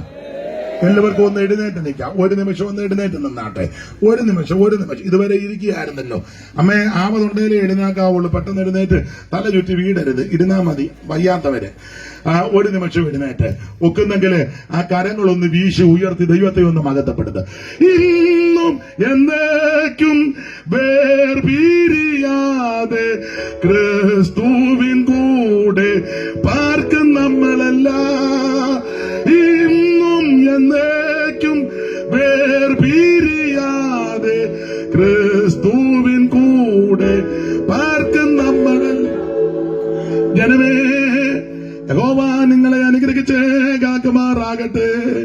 യഹോവ തിരുമുഖം നിങ്ങളുടെ മേൽ പ്രയോട് കൃപയുള്ളവനാകട്ടെ. യഹോവ തിരുമുഖം നിങ്ങളുടെ മേൽ ഉയർത്തി നിങ്ങൾക്ക് സമാധാനം നൽകുമാറാകട്ടെ. കരമുയർത്തി ഹല്ലേലൂയ പാടാം. എല്ലാവർക്കും ഇരിക്കാം. സമയം പോയത് കൊണ്ട് പാട്ട് ഒന്നും പാടാത്ത സമയം ഇപ്പൊ അത് ഈ പ്രാർത്ഥിച്ചു നിർത്തിയാട്ട് ദൈവത്തിന്